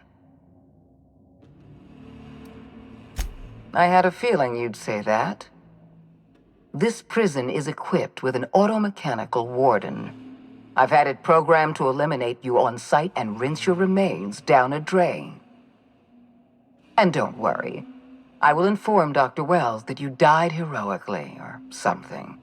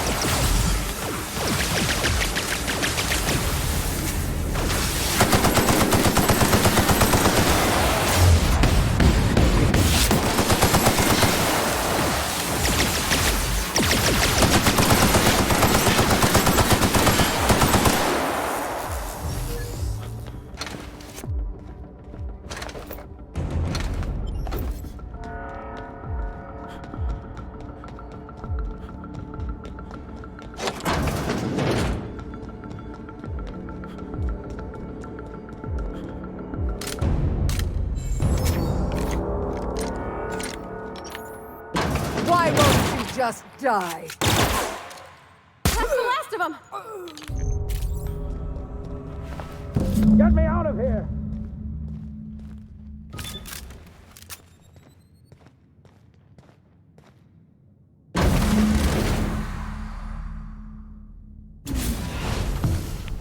You don't know how glad I am to see you. You did the right thing. Akande was a monster. Her death was much deserved, and long overdue. And you lunatic, you broke into the board's own fortress just to rescue one doddering old man. You are absolutely out of your mind, and I can't begin to thank you enough. I'm all right, thanks to you. Akande wanted my cooperation. I'm quite sure she would have beaten it out of me if you hadn't arrived. You've broken the board's stranglehold on this colony, and you saved my life. But there's still so much we have yet to accomplish. You and I are going to have to work harder than ever to save Halcyon. I'm afraid the situation is far worse than any of us ever anticipated. I would like nothing more than to celebrate this victory, but we have a serious problem on our hands. Earth has gone dark. We haven't received a single message in 3 years.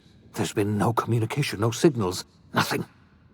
2 years ago, the Earth's Directorate's frigate disappeared on their way back to Earth. We don't know what they discovered when they arrived, or if they arrived at all. So we've got to make do on our own. Seems to me that'll make us stronger in the end anyhow. You're quite right. We've got no choice but to make do on our own. You mean we're all alone out here? Really alone? I'm afraid so, Miss Holcomb. Halcyon is the only home we have left. Returning to Earth is no longer an option. We're in serious trouble, my friend. Do you know what this means for Halcyon? We can't rely on Earth for support anymore. We've been cut loose. We're entirely on our own. Yes, you're right. The road is long, and we haven't a moment to waste. We must begin the revival process immediately, starting with the Hope's brightest minds, and then we're going to fix this damn colony, one problem at a time. We're going to need a leader, and I can't imagine a better person for the job than you. What do you say, old friend? Will you help us?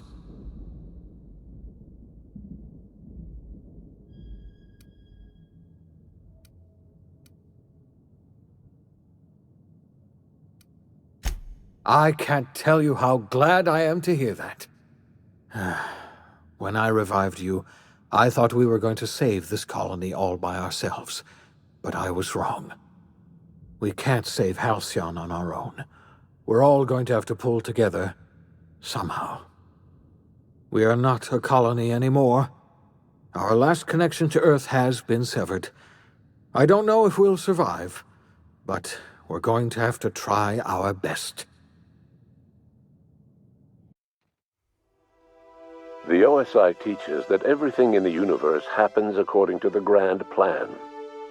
But the stranger that arrived in Halcyon was an unplanned variable. From the moment he landed in Emerald Vale, his actions altered the course of history. The events on Tartarus brought about the end of the board's authority.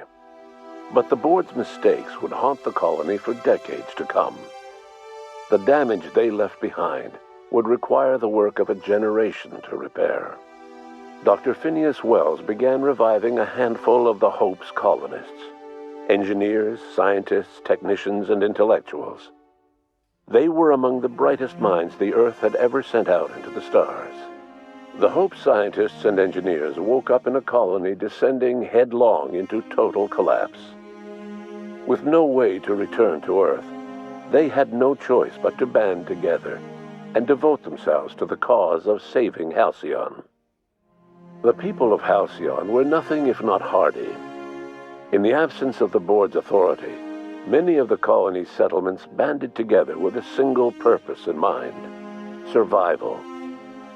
Life was especially hard in the years to come. Some towns dissolved by attrition and starvation, but most of them found a way to carry on. In the years to come, Halcyon was forced to reckon with its newfound freedom. The board was gone, and for better or worse, the colony was responsible for its own destiny. As the colony struggled to survive, the inspirational story of the iconoclast spread like wildfire. Zora's focus on logistics made for a safer monarch, where the iconoclasts enjoyed a surge of new blood looking to join the ranks from struggling townships. Life on Monarch slowly improved from a desperate fight for survival to prosperous growth and more permanent strength. Consumed by paranoia, Lilia Hagen took Sublight Salvage in a controversial direction, openly accusing board officials of an extraterrestrial conspiracy. One day, an accident at the Groundbreaker's docking bay silenced her forever. Time would tell if her replacement could keep the Sublight family together. The collapse of Edgewater left its workers bereft of any purpose in life. Most of them made their way to Adelaide McDevitt's camp, hoping to ingratiate themselves into her favor. Adelaide accepted only a few to her community.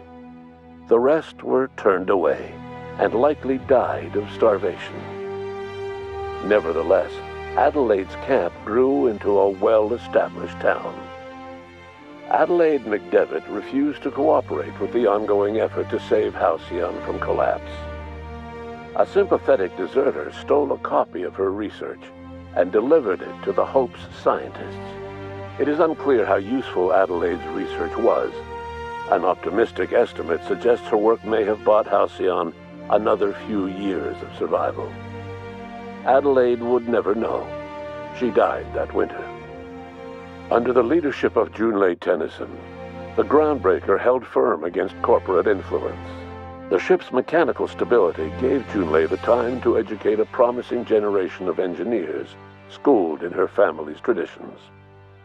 The future of the Groundbreaker looks promising.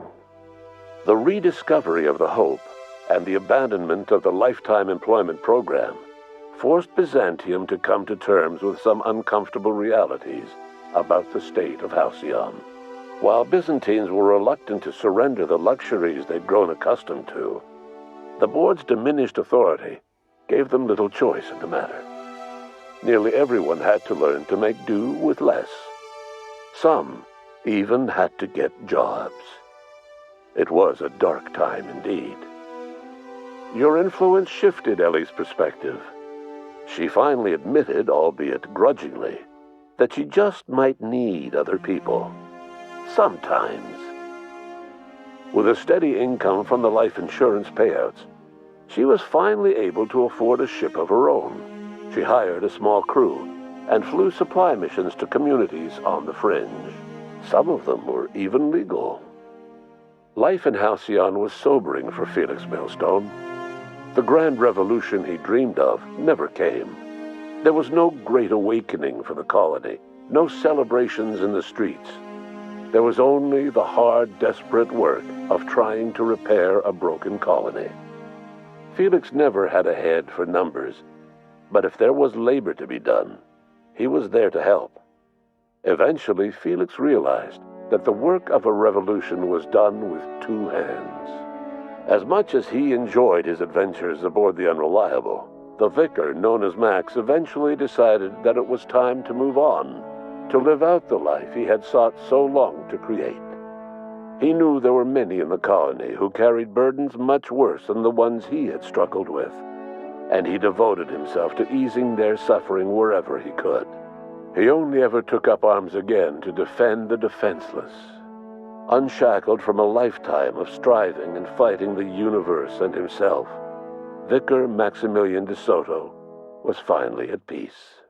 Once the matter with the Hope colonists was resolved, Junlei bashfully asked Parvati if she'd like to join her permanently on the Groundbreaker, and Parvati enthusiastically, if somewhat awkwardly, agreed. The stories of her adventures spread across the colony, and Parvati soon found herself the center of attention. Having served as the engineer of a renowned spacecraft, tramp freighters and wildcat miners sought her out by name, and in no time, she was a fixture in the Groundbreaker's mechanical ecosystem. She and Junlei were never far apart. Nyoka returned to Monarch to take another crack at making a permanent life for herself. She formed the Charon Group, a mercenary outfit of ragtag survivalists and wilderness experts. Anyone in need of a guide, or just looking to throw back a beer and swap stories, could find her camping on the trail or clearing an infestation. The SAM unit that accompanied you spread awareness of the product line's superior sanitation and maintenance capabilities across what was left of the colony. This led to a boost in SAM unit sales. Did you know that SAM units are the longest-lasting, toughest-acting cleaning solution in Halcyon? Minister Clark was released from house arrest, and his contact with you gave him a sense of renewed purpose and vigor. Once it became clear that no help would be coming from Earth, he threw his considerable efforts and talents into helping Halcyon manage the crisis before it. Chairman Rockwell served as the public face for the changes in Halcyon to come. Whenever you needed strings pulled or a voice to sell a policy change, Rockwell was only too happy to oblige. As for Dr. Phineas Wells, he spent his remaining years in his orbital lab. Though he was always haunted by the failures of his past, he was determined to make things right by building toward the future. Dr. Wells was able to revive many more scientists and engineers than he first expected, thanks to the additional batch of chemicals you stole from the Ministry. Wells never forgot about the human lives that were lost in acquiring these chemicals. The revival project was hard and painful work, but in the end, despite limited resources, over half the Hope's colonists were successfully revived. Even after Wells passed away, the Hope scientists and engineers worked night and day to pull Halcyon from the brink of collapse.